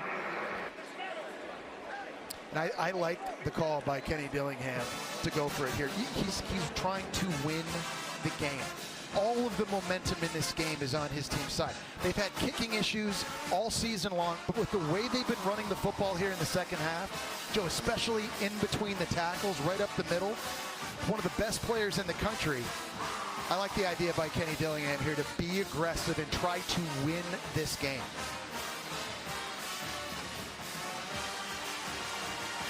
The show band of the Southwest. All the pageantry, all the grand, rich history of Texas. And here is this gang of upstarts from Phoenix. Arizona State. They've been going toe-to-toe with them the entire 4th quarter and now getting the game to overtime after the kicking woes of Texas. Here's your 4th and 1. Quarterback sneak as you see Levitt stretching ahead. Based on where he extended that ball, you'd think that they would move these chains. Well, but the tell on that quarterback sneak was the fact that Scadaboo was lined up about 6 or 7 yards deep. He normally wouldn't do that on a short yardage situation. And it is a first down for the Sun Devils. First down is under further review. They're going to take a look. We have the Big Ten officials here for this Chick-fil-A Peach Bowl who want to take a look. Well, they got to get to the 15-yard line. Where's the football in relation to that? You see the marker there at the top of your screen. You also see the body still in the air when that football extends past that white line. And remember, it is precise because we start overtime from the 25, so the 15 is dead on. You're right. And the ruling on the field was that that was a first down. So you need inconclusive, indisputable video evidence to overturn this. Reminder that the Rose Bowl is underway on ESPN2. It has been a wild day here in Atlanta. After review, the ruling of a first down is confirmed. So they convert, and it's a fresh set of downs for Kenny Dillingham's Arizona State team. Yeah, and if I'm Arizona State, I keep running it, but I like Sam Levitt here on some design quarterback runs as well and taking advantage of his athleticism off of zone reads, moving the pocket, getting him on the perimeter too. It doesn't have to all be Cam Scadaboo.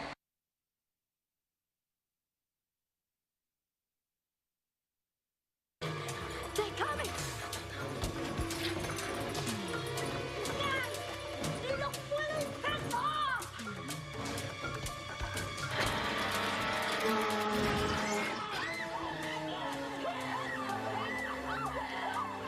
What were you thinking? I hit the wrong note. I'm not overreacting, you know. Listen, you're doing fine. You're doing fine.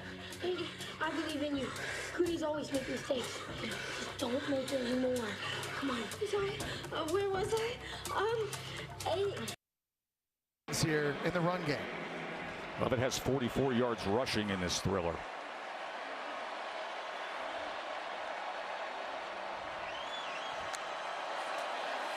Here's the short pitch as flags come down and Scadaboo tries to go against the grain and then just goes ahead for 2 yards. Yeah, I don't know if Arizona State had enough guys on the line of scrimmage. In a legal formation, I think, that time by Arizona State. The legal formation, offense at more than 4 in the backfield, 5-yard penalty, first down. It was because I think one of the receivers was offset and actually in the backfield, giving him 5. Stovall here was in motion, but there was nobody up top on the line of scrimmage there. It's a good catch by the refs. So that backs them up as the ball's on the 20-yard line. But it is first down. This is our first overtime. Texas, of course, chose to be on defense first, so they know the circumstances that they are dealing with.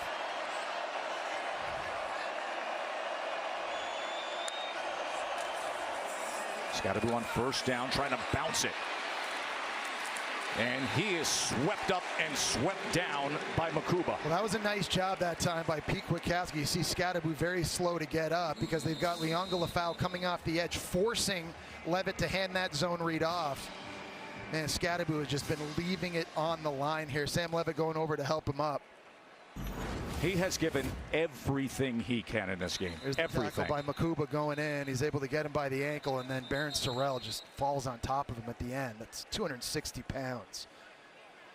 An enormously large human being just falling on top of you. He's taken so many hits in this game, so many different ways. He's carried the ball 28 times. He's been targeted 9 times and caught 7. And he had what is arguably the play of the game to spark the comeback when he threw a 42-yard touchdown. And he hasn't had to play in the fourth quarter of the game since before Arizona. It's been a long time. So Kyson Brown comes in. Brown takes the carry. And he is wrapped up by Baron Sorrell.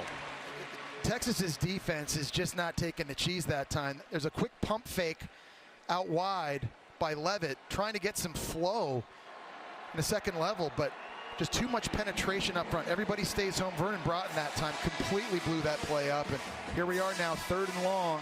And you got to be careful if you're Sam Levitt, because if it's not there, you are not forcing this football into coverage and risking an interception. If it's not there, go run, get what you can get, or throw this thing away. Against arguably the most talent-loaded defense in the country. Will the Horns defense come up with a stop right here? 3rd and 14. Levitt steps up, gets free, inside the 5, and it's 1st and goal. Sam Levitt reminding many of that man, Jake the Snake. And that's what we're talking about on the play. Texas dropping 7 guys in coverage. Nobody's open, so make a quick decision and go. You're going to see everybody drop out here from Texas defensively. There's a lane right now. You got to go take it. And this is what makes him unique, Joe. 425 scramble yards on the season for Sam Levitt. 4th most in the country for any quarterback. And he makes his biggest scramble play here in the first OT. And guess who's back in the game? 1st and goal. Scottaboo wrapped up, sent back, and then goes forward. Is he in? Yes! 335-pound Bill Norton met him. But Cam Scottaboo had other plans. It wasn't just Bill Norton. It's Baron Sorrell. It's Michael Taft. It's Anthony Hill Jr. It's Leonga Lafau. 5 different guys had an opportunity. How did Cam Scottaboo break all those tackles? This is outrageous. Look at the power running here. That's a 335-pound defensive tackle who stonewalls him, and he still fights through. You know who needs an attaboy? Number 77 right there, Kyle Scott, the right guard, who literally picked up his running back and slammed him into the end zone to help. The extra point from Kiefer is good. Leo loves it. Leo's been watching his son pull off magic like this for a long time.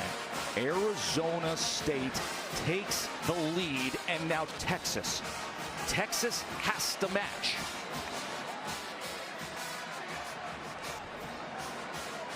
You want intensity? You want a message delivered? He's looking right into that camera and telling you. He threw down the gauntlet. He said, there's nobody out there that can stop me. Things were tough in the first half. Nobody has been able to stop him here in the second. And you see Kyle Scott, the right guard, number 77, giving a little assistance to his running back into the end zone. Quinn Ewers on first down. That was denied. He was looking for Davis. That was denied by Keith Abney. Yeah, it's Keith Abney playing cornerback on the outside, and they're running a wheel route. to Davis, but he has his eyes on the quarterback. He's able to transition, break on the ball, and knock it away. Really nice play by Abney on the back end. There he is, number one. He's watching Quinn Ewers. Look at him plant, change direction, and accelerate to the football. Tremendous transition. Texas, a must-score situation.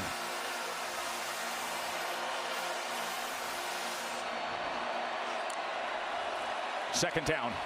Weisner to run the ball, and he is batted backwards. What a play by Dorbaugh, the former Texas Longhorn, to be the first man to get after him. Prince Dorb is only 240 pounds. He's taking on DJ Campbell, who weighs 90 pounds more than he does, here to the outside. And he's able to stonewall him. Doesn't make the tackle, but he makes the play. Great job by the Texas transfer in this defense from Arizona State. We've said it over and over again. From the third Texas offensive play on, they have been playing incredibly well. Third down and 10.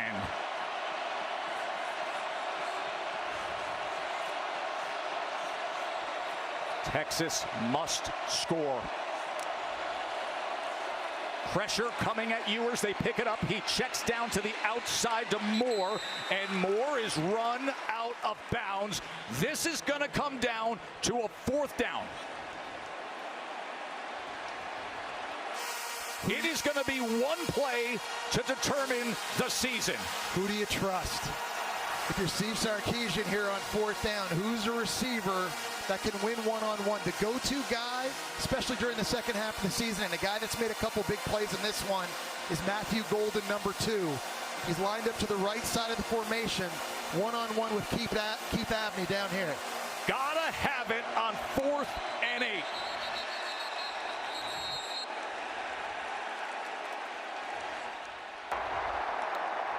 False start. Offense number 78. 5-yard penalty. Fourth down. It is roaring here. And that's Kelvin Banks, Joe. The Lombardi winner, the Outland Trophy winner, team leader with a big penalty in a big moment. Now setting up 4th and 13, and listen to the crowd. Arizona State, they travel to this game. Their fans right now are going crazy. An all-time legend looking on in Jake the Snake Plummer. A fan base who is bought in and believes. From down and out to up and in. But can they advance? Texas must convert 4th and 13. It's a blitz look here. Quinn Ewers trying to audible.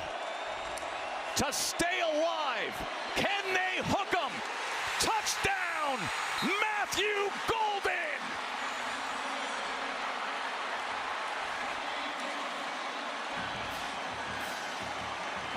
Your best players, Joe, they have to touch the ball when the game is on the line. This is a really nice double move by Matthew Golden. Lining up in the slot, faking like he's going to run to the corner, putting his foot in the ground, going to the post. And Quinn Ewers lays it over top of the safety for a score. 177 straight extra points made. But this is the most critical of all for Bert Auburn. To stay alive for a second overtime, and we arrive at it.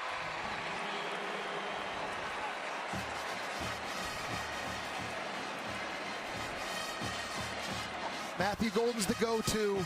There was no question in my mind where Quinn Ewers was going with this one. Lined up here in the slot, faking the corner, going to the post, laying it over top of the safety. Texas able to tie it up, and we are going to second OT here in Atlanta at the Peach Bowl.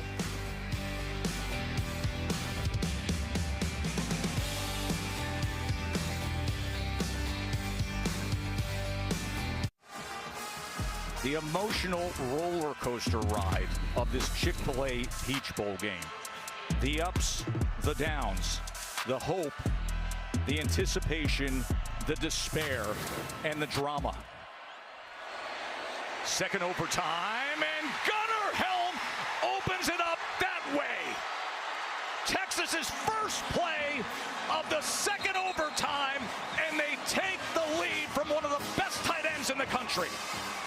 Really nice play design by Steve Sarkisian, because you're pulling Hayden Connor at guard. You're trying to make this look like run with the hope that by doing this, these guys are going to play downhill just for a moment, and that allows the tight end, Gunnar Helm, to work on a little wheel route. It's a slow developing play, great protection. And on the first play of the second OT, Texas strikes. And now remember, you got to go for two once you get to the second overtime. That is the rule.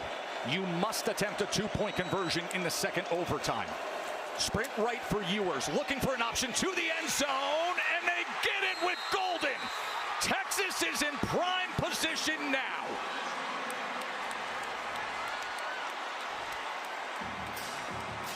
This is just awesome stuff. Absolutely awesome. And give credit to Quinn Ewers for this second overtime spark. Yeah, two great play calls, too, by Steve Sarkisian here. This time, Golden's lined up to the outside. He attacks the safety. He made it look like he was going to run over the middle of the field, put his foot in the ground, broke to the outside. It was a very viable target. Really nice route running. And when they needed the big play in the passing game, Joe, who have they gone to? They've gone to Matthew Golden, the transfer from Houston, who has just been sensational, and Quinn Ewers playing his best football of the game here late. And Jesse, remember, they change ends of the field.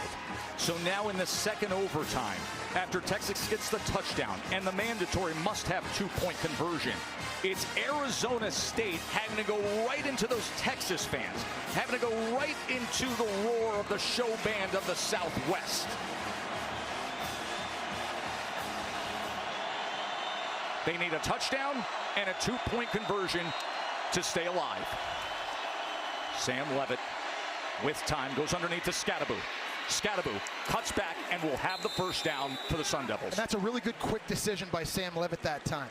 Not forcing it down the field, just get it to Scadaboo quickly, because when you do that, he's got about 8 yards of separation from any defender. Watch Scadaboo here in the check down. When he catches this, 3 defenders way down the field. So a really, really good decision to check it down, but also very good quick decision by Levitt.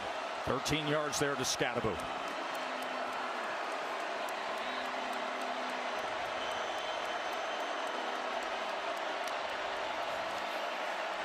Play action. Levitt with time. Now looks to extend the play before throwing it away. It'll be second down here in our second overtime. Again, the circumstances.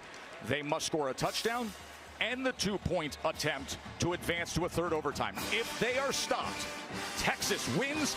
Texas advances to the Cotton Bowl to face the winner of the Rose Bowl between Ohio State and Oregon, which is underway right now on ESPN2. So what do you do here if you're Arizona State, right? Because you really haven't been able to throw the football conventionally at all to receivers and tight ends. The best passing play really has come from the running back and Cam Scadaboo. So here they go again in an empty set. You anticipate they're going to be running this thing or throwing it to Scadaboo, who's now come back into the backfield. Second and 10.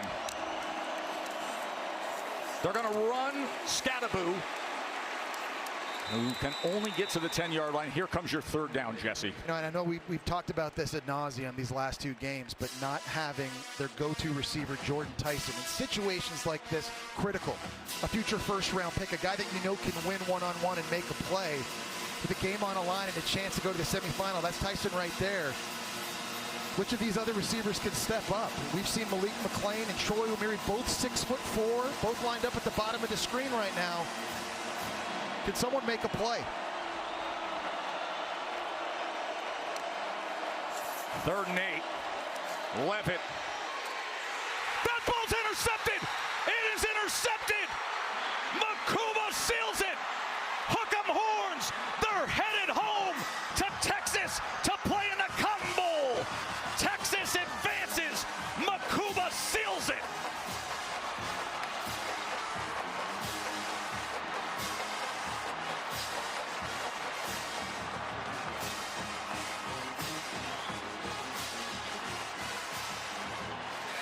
What an all-time classic. What a way to welcome in the new year.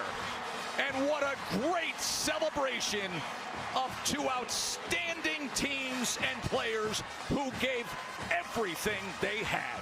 And well done. Such a great play, Joe, by a veteran safety and Clemson transfer Andrew Makuba. He did not bite on the bubble. They're trying to fake this down here. He stays up top over Melquan Stovall. High points the football, his 5th interception of the season. He's been coming up with big plays all year long for Texas. Comes up with the biggest one here in the second OT. Katie George, capture it for us.